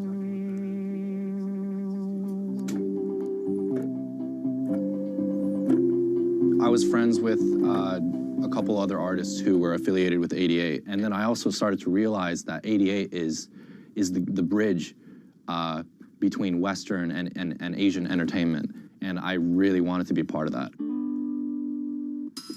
Joji just released the In Tongues EP, his first project as a serious artist.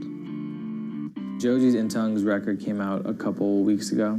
It's #2 on Billboard on the R&B charts, which is crazy for, independent release, and he's like a brand new artist. And the success is even more impressive, knowing he went from creating something like this, It's just Taco Bell. What could possibly go wrong?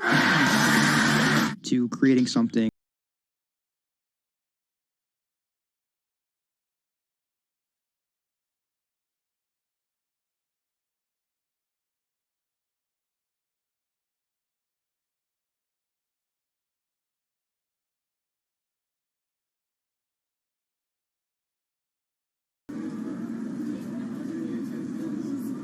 Tonight, Rich Chigga has a show in New York City. Tickets sold out in an hour. I came here, I'm first online. I was here at 1. I was the third person online. So why'd you get here so early? Because I want to see Rich Chigga. I want to touch him. What do you guys think of Joji? He's That's my dad, son. You guys cop the new EP or like? Yeah. I woke up at 6 in the morning just to cop that shit. And then I listened to it, and that shit started making me cry. This is actually kind of exciting. Every time, this never gets old. Like, you live online and social media, but like, there's nothing like just being with the people.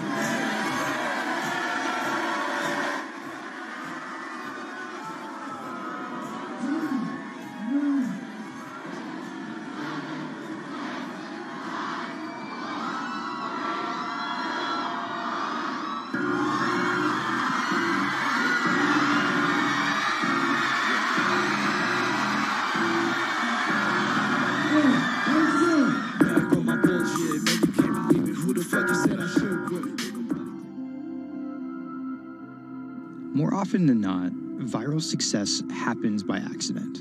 And then after an appearance on Ellen or Jimmy Kimmel, the creator's star power fizzles out.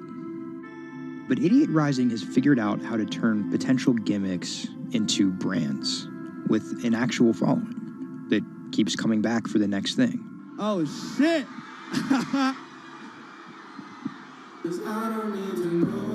So keep an eye out for Idiot's next move.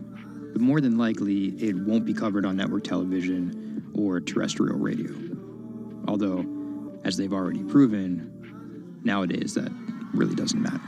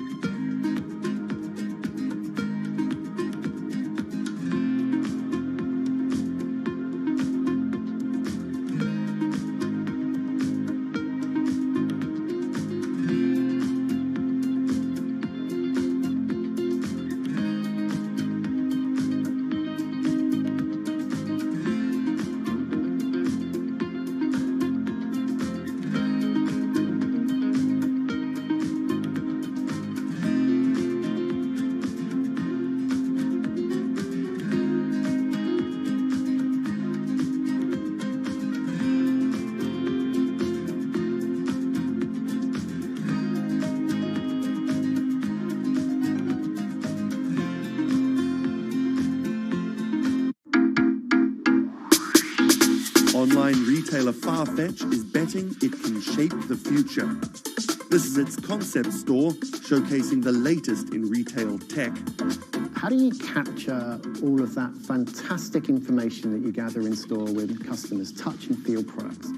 And we created a concept called the connected rail. And this is using a combination of RFID and ultrasound. The RFID signal recognizes the product, and the ultrasound recognizes the movement. Take the product off, and then you'll start to see your products appear. And essentially, it's like online browsing behavior. Whichever products you touch and pick up in the store are automatically sent to your app. This is effectively what you've created is your in-store wish list. In the middle, you'll see essentially a hologram of the product. What the customer sees, they control the experience on a touch device. What this allows the customer to do is take elements of products and then add their own style to it.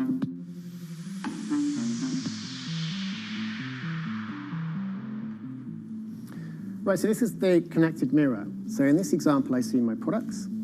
I select a coat, and that's tried it, and it's slightly too big for me.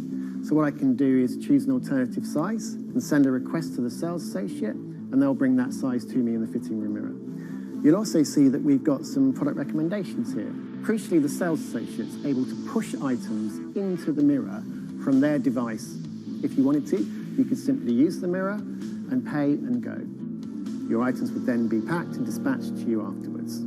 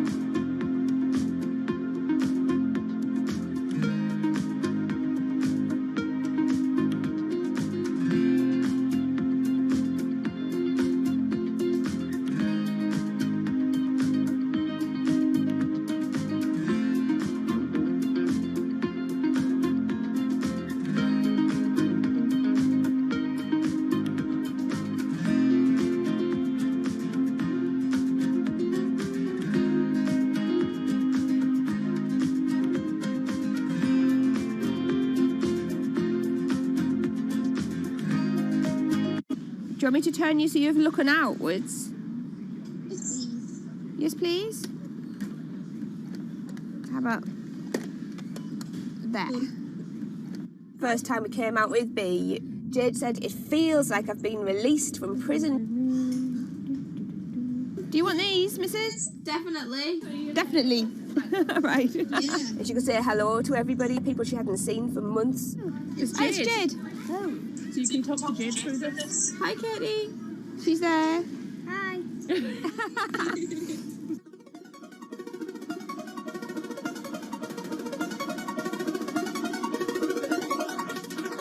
Every time anyone's seen her, they want to know why she's there. And it's kind of the opposite of when you're in a wheelchair and people see you and they kind of go, oh, should I look? I don't know what the right protocol is. When there's a tiny robot with its bright little eyes going around just looking happy everywhere, it really opens you up for conversation. You've got some friends here, look.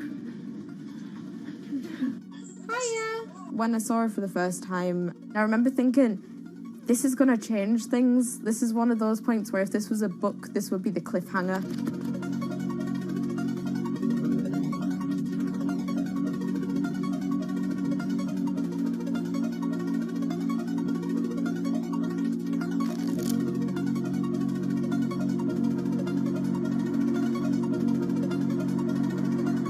condition called Ehlers-Danlos syndrome, which means that I have a lot of dislocations, there's a lot of pain, and a lot of seizures and whatnot. So I can end up on my own in my room for long periods of time.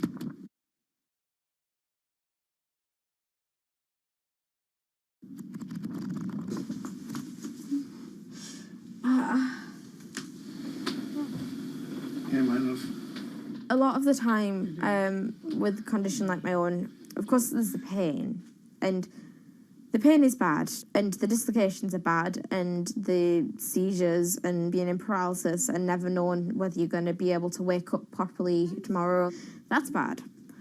But what's worse still is being able to count the number of people you see a day on one hand. Are you ready? Sure am, I'm just hoping the connection's going to stay. Yeah, me too. Alright, here we go. When you're used to just the same little metre by metre and a half window every day, and you've been there for months, being able to just see the sky from somewhere else, or the tops of trees, or a sign, is incredible. Or being able to have that kind of chat in the car that most people will probably take for granted. I'm going to go past Grandma and Grandad so you can give them a wave. Now, if Jade is particularly seizure-y, she can still take part. And that's brilliant, really, because before she would just be left in a bed or in the house with just her carers. It's quite a small world, that. Right, so there's one of her. Here, this costume I'm busy making at the moment.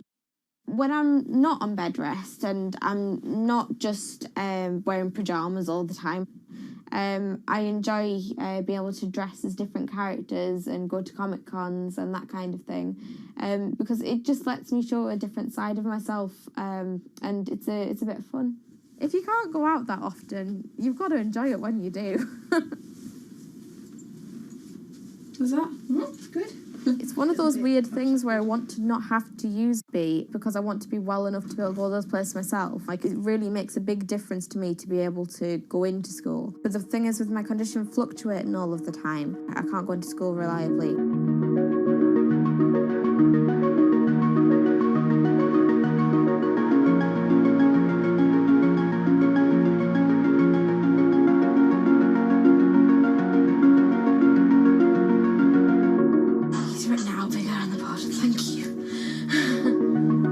Okay, traders, it's time to place order to buy Japanese yen. If you're looking to trade Japanese yen, here is your chance, 110016. I'm placing an order to buy Japanese yen at 110.16. Okay? And let's see, as soon as we'll get filled, I'll let you know what's going to happen next.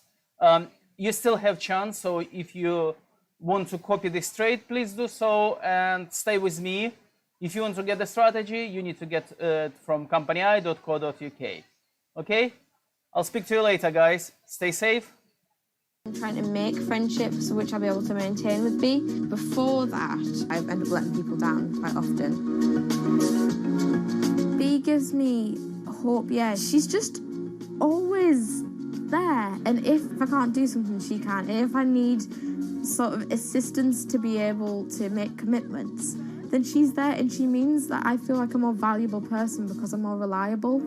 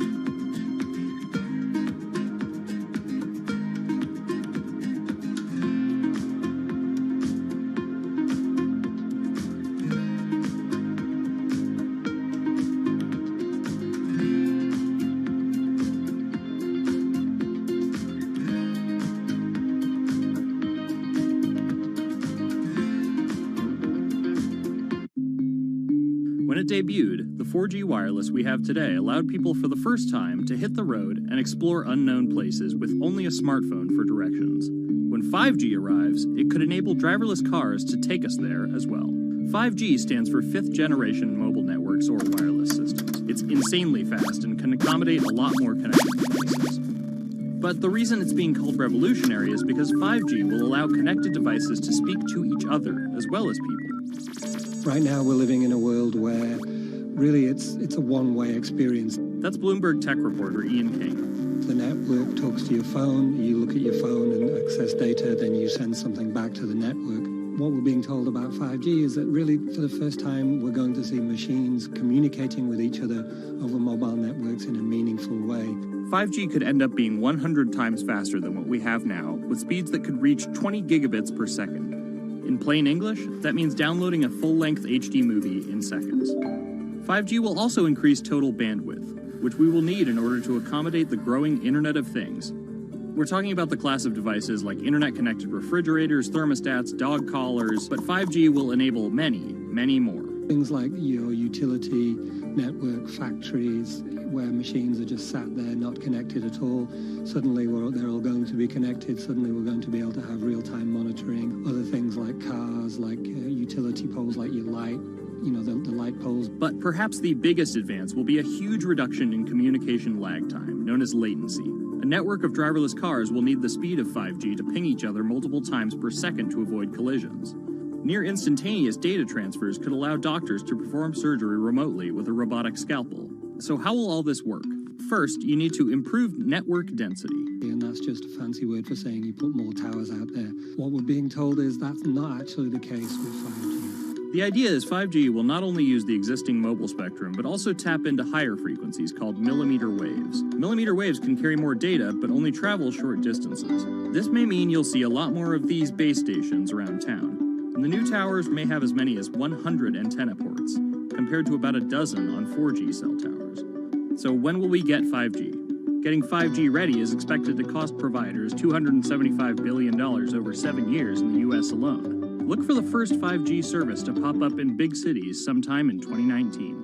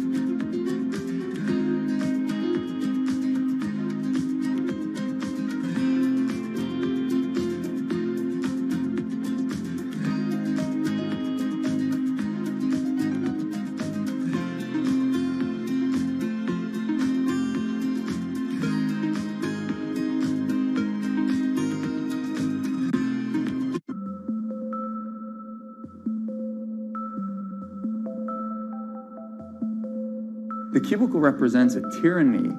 It confines your imagination, your thoughts, into a small physical area. Imagine pretty much every software engineer or finance person being able to, disconnect from their desk and look at holographic monitors on a beach and doing their work from there. That's not going to be science fiction. It's the modern office place. Silicon Valley is all about building the future. A startup called Meta thinks it's getting there first, thanks to a big bet that it's made on augmented reality. How are you? Good, thank you. Welcome to Meta. Thank you. Call it a 360-degree office where you can spatialize your thoughts as part of your workflow for education, architecture, design, engineering, etc. People often mix up augmented reality with virtual reality. VR totally blocks your ability to see or hear the real world. AR overlays holograms onto what you already see. Meta has tried to make its version of the workspace feel familiar. You grab the hologram instead of using a controller or a mouse, and your brain already knows how to do it. In other words, we've designed an operating system that humanity has always known how to use. So you can see this eyeball, which is, by the way, photorealistic. You can see my hand is occluding the eyeball, and now the eyeball is occluding my hand, right? You see those two circles? They get small, and then they turn into this glowing white ball, and then I can move my hand around supernaturally. I can do this with two hands and rotate the thing. I can stretch it. I can throw it back right into the shelving system, and that's all you have to learn to become a modern worker. And to prove this, the employees at Meta have started to get rid of their computer monitors, trading them in for Meta's augmented reality headsets. Mayron thinks that in less than a decade, we'll all be just wearing strips of glass.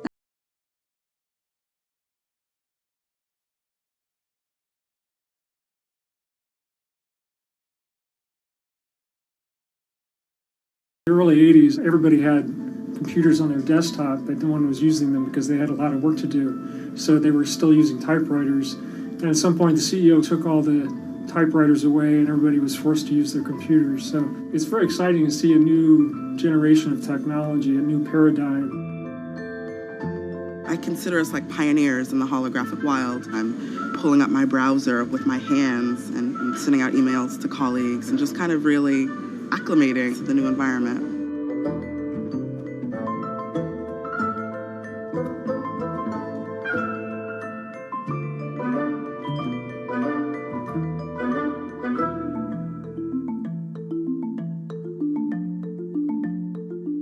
Now you're putting on my computer, essentially.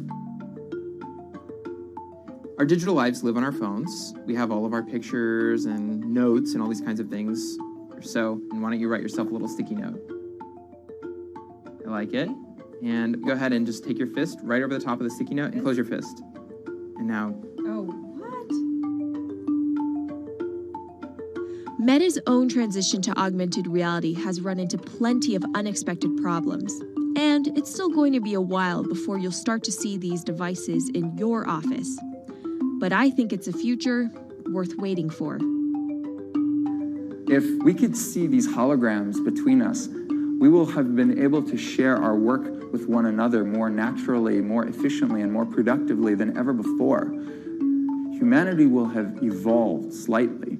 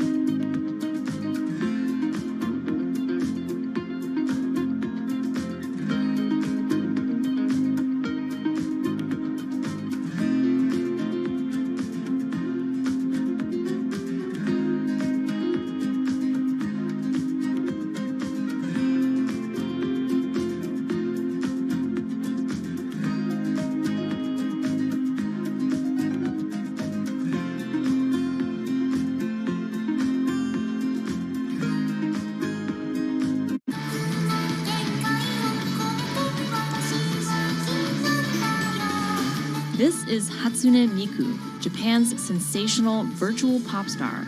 She's released over 100,000 songs in multiple languages and performed sold-out concerts around the world.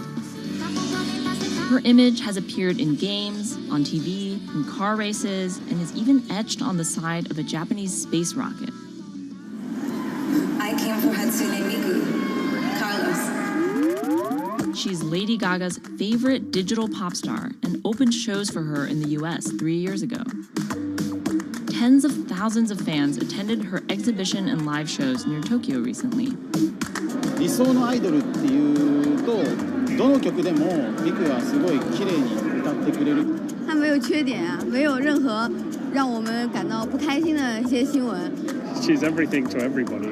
That's probably why she's so popular. Miku's creator Hiroyuki Ito and his Sapporo-based company have been developing the virtual diva for over 10 years. 初音ミクとはキャラクターとしてすごくYouTube とかで検索するとたくさんの初音ミクが出てくるんですけども、元々の初音ミクのその原点は歌声を合成するソフトウェアなんです。Both the software and character are named Hatsune Miku, meaning the first sound of the future. Originally based on Yamaha's Vocaloid technology, Miku the software has a sound bank containing voice samples and a huge array of tools. You input the melody and lyrics, then Miku the character sings them.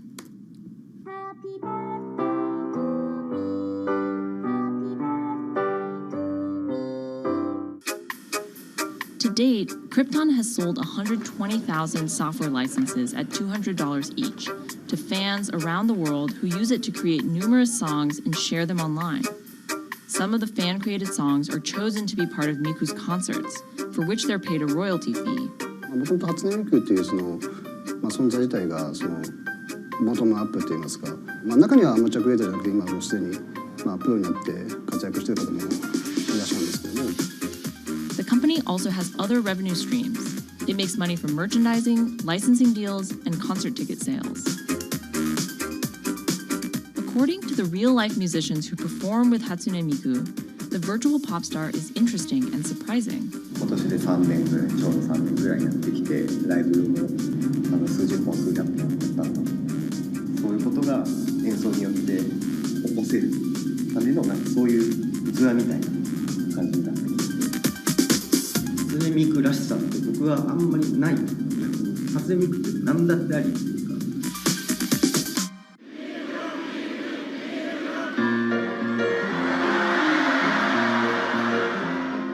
For Ito, Miku has the potential to change the way we think about music. そういう新しいテクノロジーによって新しい音楽のあり方っていうものを模索していきたいと思っていました。And for her fans, it goes even further. 初音ミクって魂がないので、だからみんな魂を作り上げるために存在している。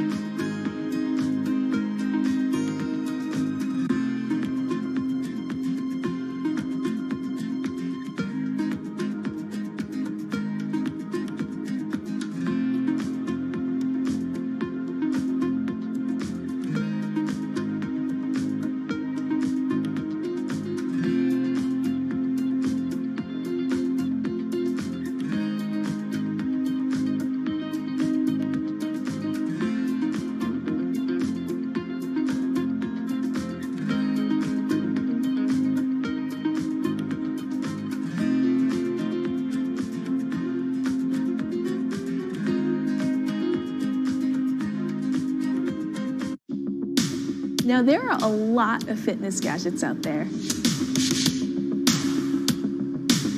In my quest to get fit, I tested 17 of them over the last few months. At least one personal trainer I know was a little bit skeptical. Yeah, I've been watching these new technologies come to the market for almost as long as I've been a personal trainer. They're just tricks and tropes.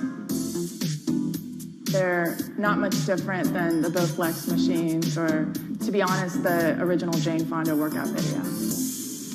But some of these gadgets that are just coming to the market do so much more than what they used to do, just tracking your activities. Out of all of them, this chest strap was my favorite. It comes with a robot coach that points to the future, one where you might not need a human trainer at all. And it works like this. You wear the chest strap so that it can read your heart rate, and that connects to Move's free app that talks to you. Welcome to Move Heart Rate Hit Outdoor Running. Let's get moving and warm up in Zone 2. Move's computerized coach tells you what to do at that exact moment, whether you're running outside or you're doing body weight exercises indoors. Swing your arms faster to get your legs moving quicker. Let's crush this round. And by reading your heart rate, she knows exactly how hard you're working. She keeps you honest. Way to go, you are in the target zone. Keep pushing, you're almost at the end of the round. Don't give up. I've been running for 7 years now, and my biggest problem is that I never push myself hard enough. I end up going on the same slow, comfortable 30-minute jog, but the Move HR Burn blasted me out of that rut. By the end of these half-hour exercises, I was drenched in sweat in a way that I never am when I work out alone. Training with a real person is great, whether that's your group instructor or your coach or your personal trainer, but humans, they're expensive. For the rest of us, this $60 gadget is all you need.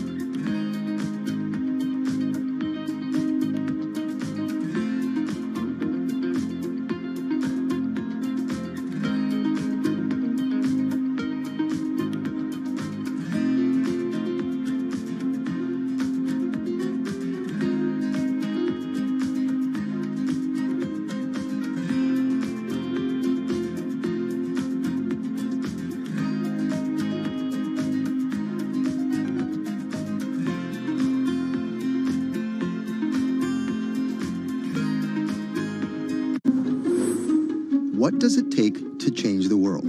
A big army? A cure to a pandemic? A revolution? All of these take either a lot of people, thousands of hours, or massive amounts of space. But for Julian Assange, all he needs is one room, an internet connection, and the world will listen. Assange is located here, and more specifically, right here. And from that location, he's posted government secrets, classified documents, and leaked emails from some of the world's most powerful people. And in doing so, has been labeled a hero, a villain, a nihilist, and everything in between. This is how an Australian programmer sequestered in the Ecuadorian embassy in London became one of the most influential and notorious people in the world.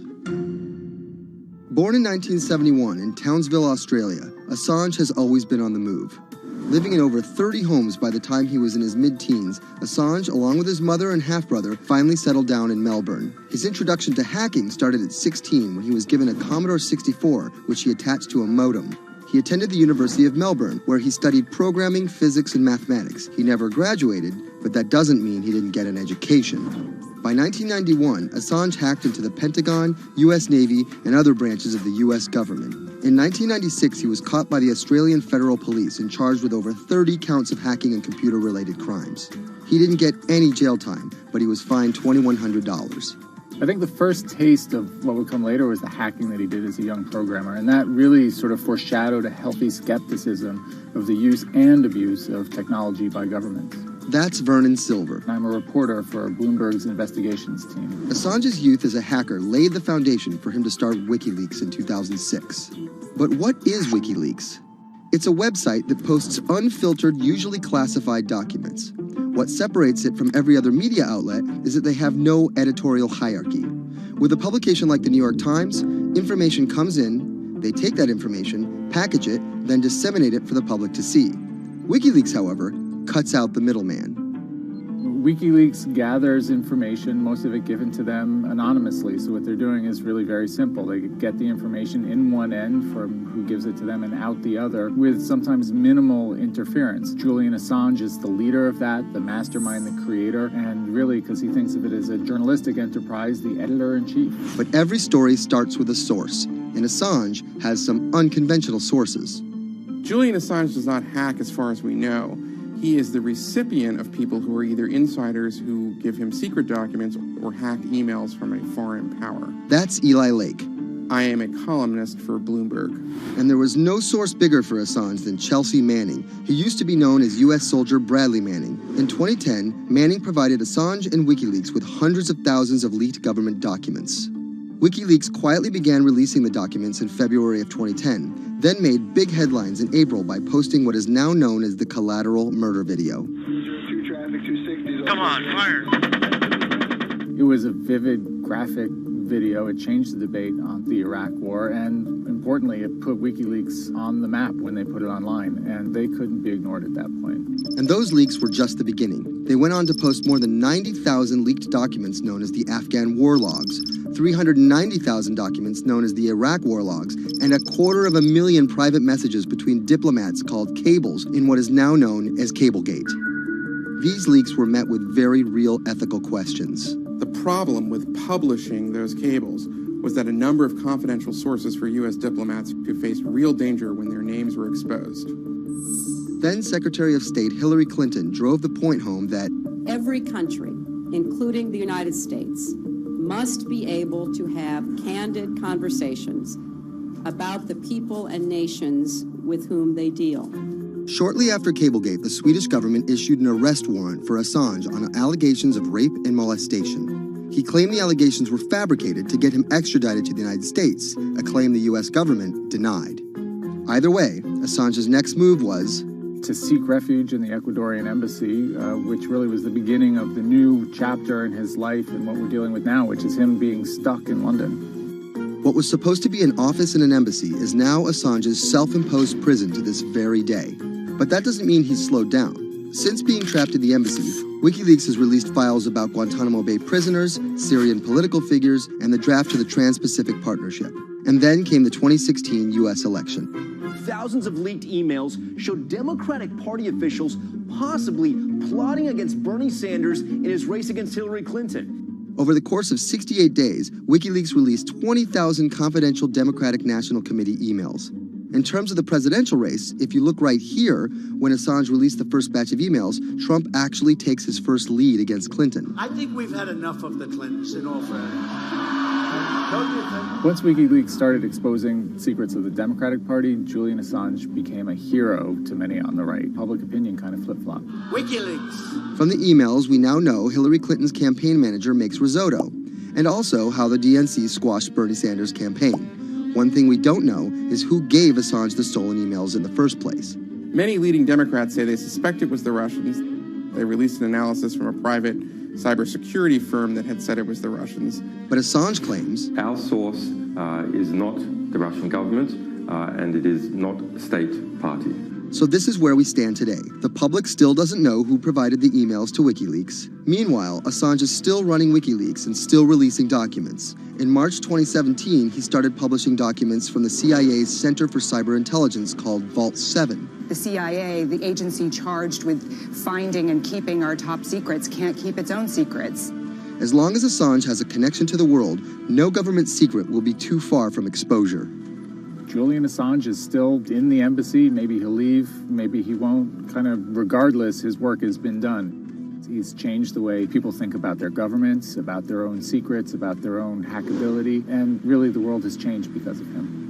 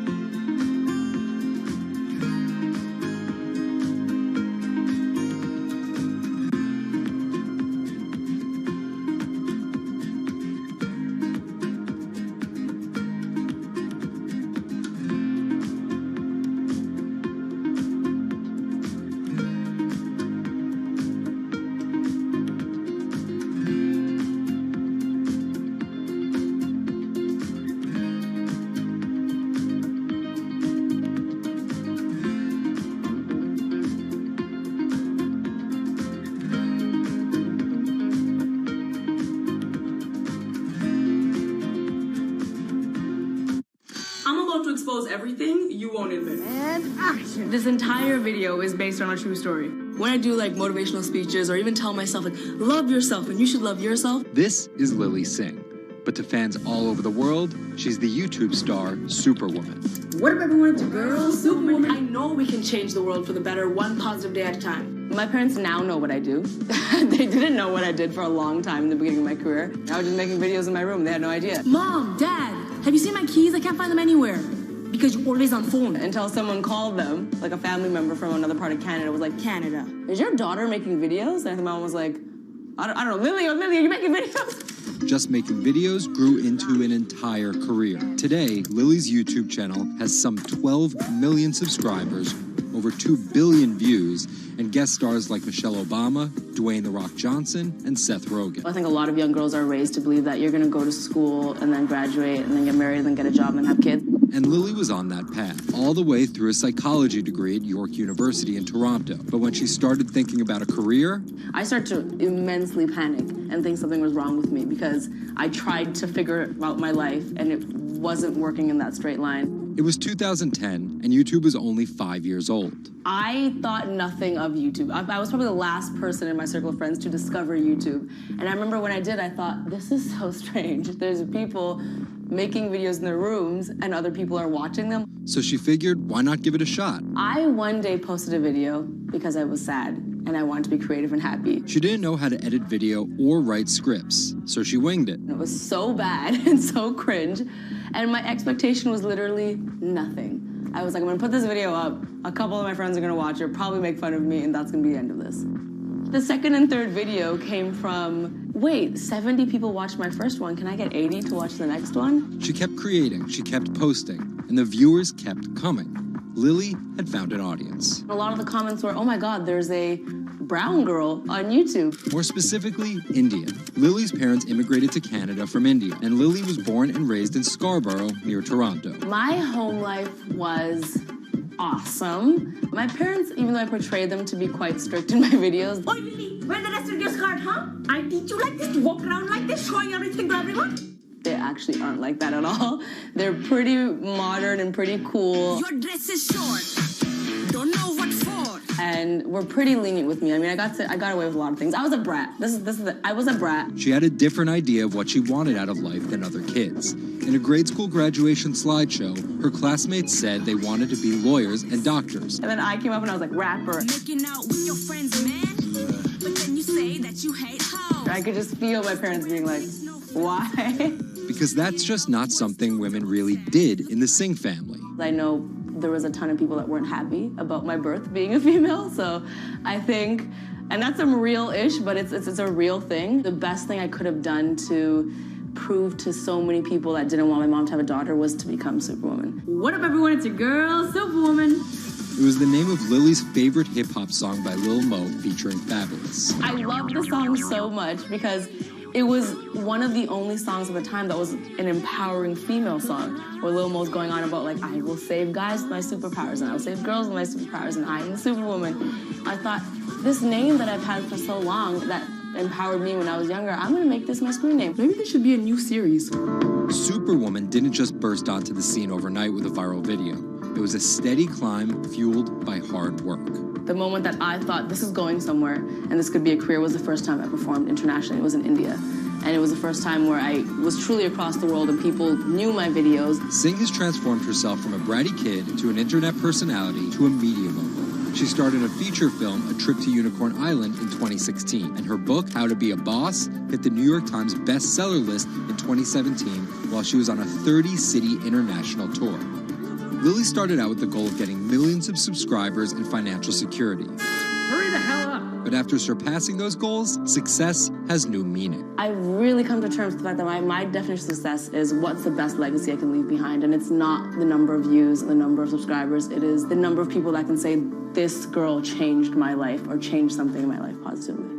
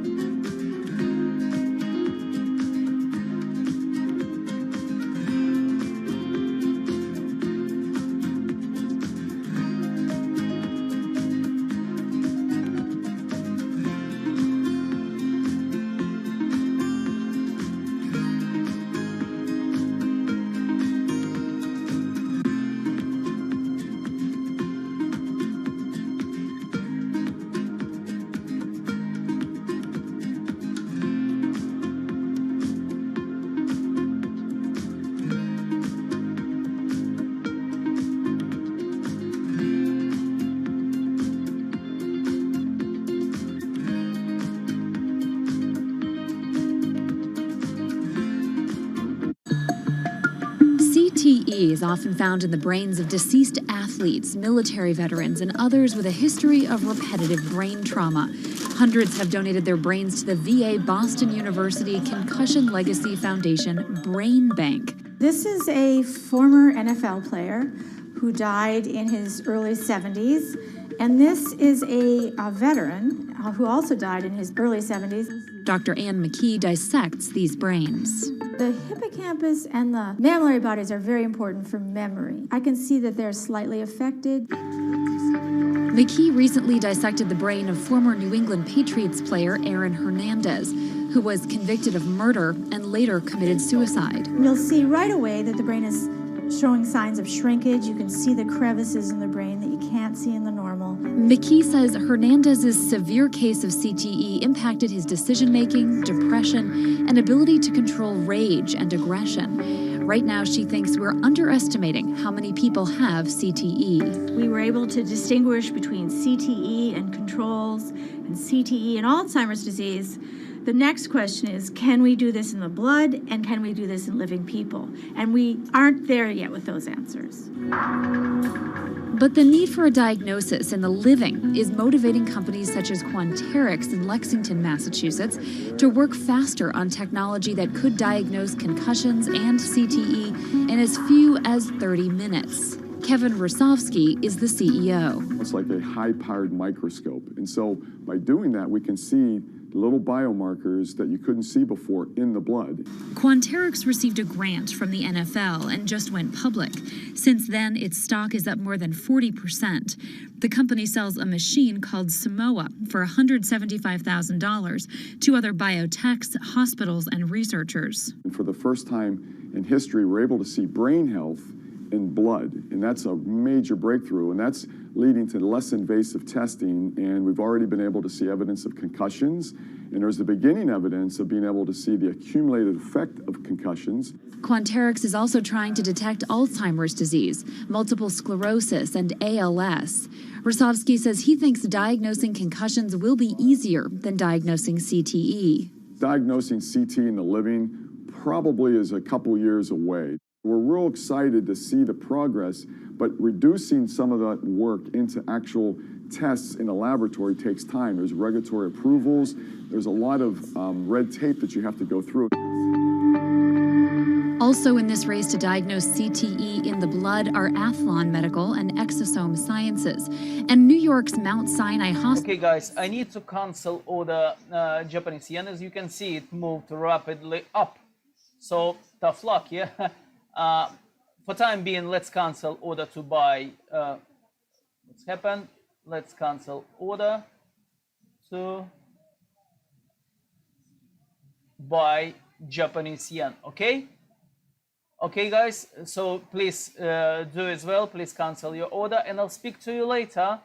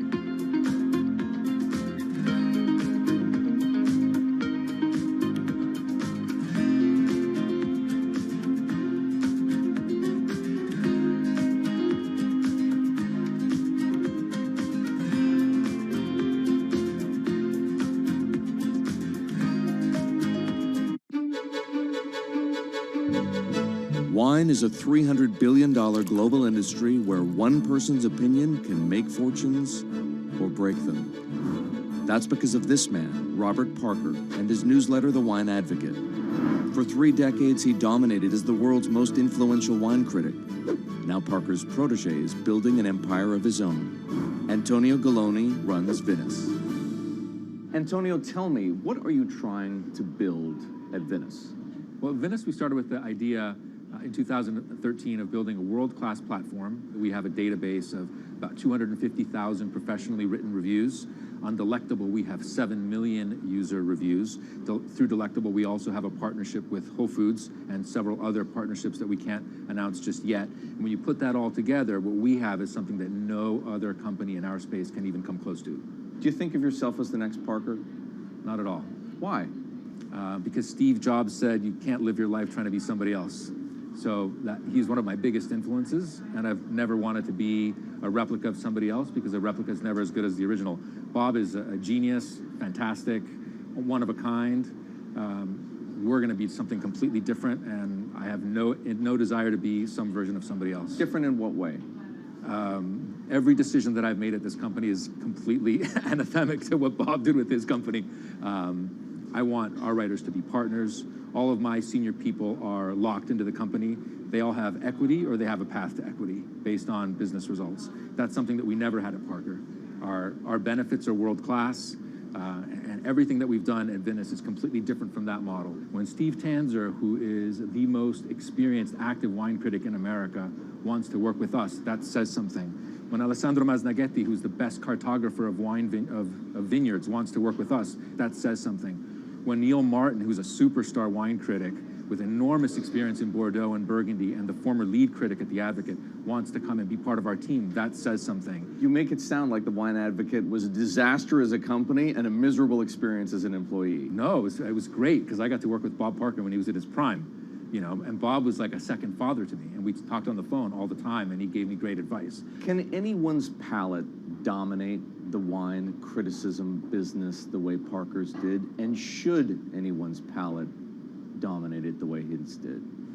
I just think the world is very different today. You know, I mean, it's just a totally different world. It's probably not healthy to have a single person dominating the world. It's not even wine criticism, it's the wine industry. Yeah, that's probably not the healthiest thing in the world.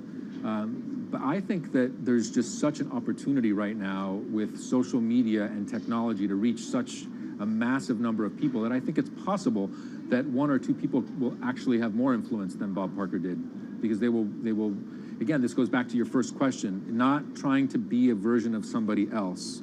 You see this in sports all the time. It's like, oh, well, nobody will ever beat this record. And then somebody comes along, you know, it's like tennis, Pete Sampras. Nobody's ever going to win as many Grand Slams. Now you have 2 guys who are ahead of that and 1 knocking on the door.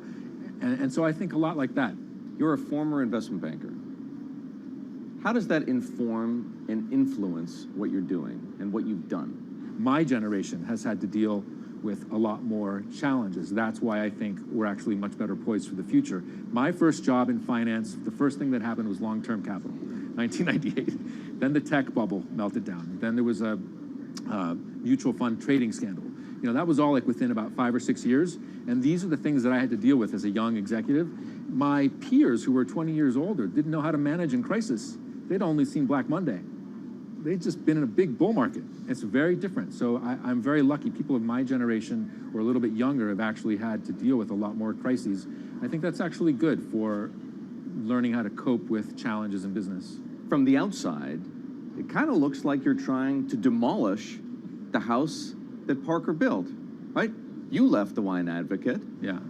You merged with one of his chief rivals. Yeah. And you just hired his successor, Neil Martin. Mm-hmm. So are you?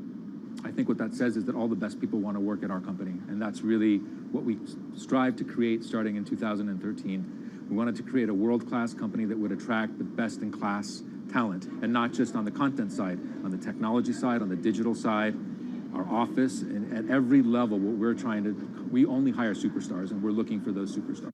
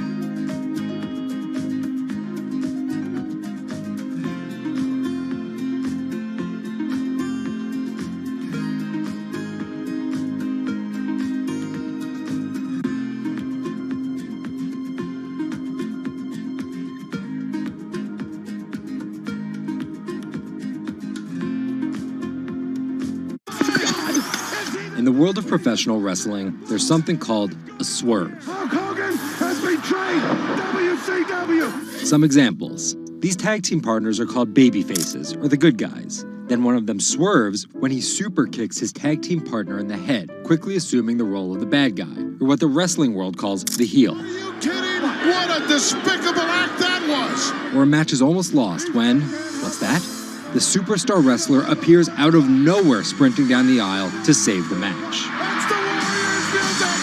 It's the Ultimate Warrior! That's a swerve. So it should go as no surprise that World Wrestling Entertainment, known as the WWE, the most popular brand of sports entertainment in the world, is prepared for any swerves that come their way. So here's the story of how the WWE learned to see the swerve coming. So I spoke to Bloomberg reporters Felix Gillette. I'm a writer for Bloomberg News for the global business team. And Kim Basine. And I'm the U.S. luxury reporter at Bloomberg. To find out exactly how the WWE is positioning itself for an all-out global invasion, which starts with a massive change to their lucrative pay-per-view model. WWE basically pioneered the pay-per-view model on cable. I remember as a kid, when the pay-per-view events came up, all of our friends would scramble around and try and get one of the parents to pay for it. But in 2014, they took a huge risk. They saw a little bit sooner than some of the other entertainment brands that where this whole thing was moving was away from cable and satellite television and towards on-demand streaming video apps. They made this risky decision, in essence, cannibalizing that pay-per-view model, which they had essentially built. And after some early turbulence, it's working. Roughly 1.5 million people are paying $9.99 a month for the WWE app, making it the 5th most popular streaming OTT service. This adapt-or-die approach is in the WWE's DNA. Over the past 30 years, the company always seems to think 2 steps ahead. In the early 90s, WWE was at its most threatened when Ted Turner took them on with WCW, which stands for World Championship Wrestling. And back then, the WCW was winning the ratings war. So in order to compete with them, WWE had changed its product from a family-friendly kind of cartoonish style to this really raw. That's why they called their show Raw. It was this raw style of wrestling. With violent, outrageous, reality-inspired plot lines and aggressive personas. From a 16-foot ladder! And they won that fight against Ted Turner. And they bought WCW. The early 2000s ushered in an era of testosterone-driven programming aimed at the red-blooded American male. Bra and panties matches, and people smash each other over their head with like barbed wire bats and things like that. Until 2015, when WWE fans started a hashtag #GiveDivas a Chance. Since then, WWE has hired 40 more female wrestlers, and that growing cast of female characters was part of a much larger plan. They started to try to appeal to a broader set of people. Let's attract more female fans. And after we've attracted more female fans, let's attract more international fans. They're broadening their base, and they're doing that in large part to make it more advertising friendly. And not just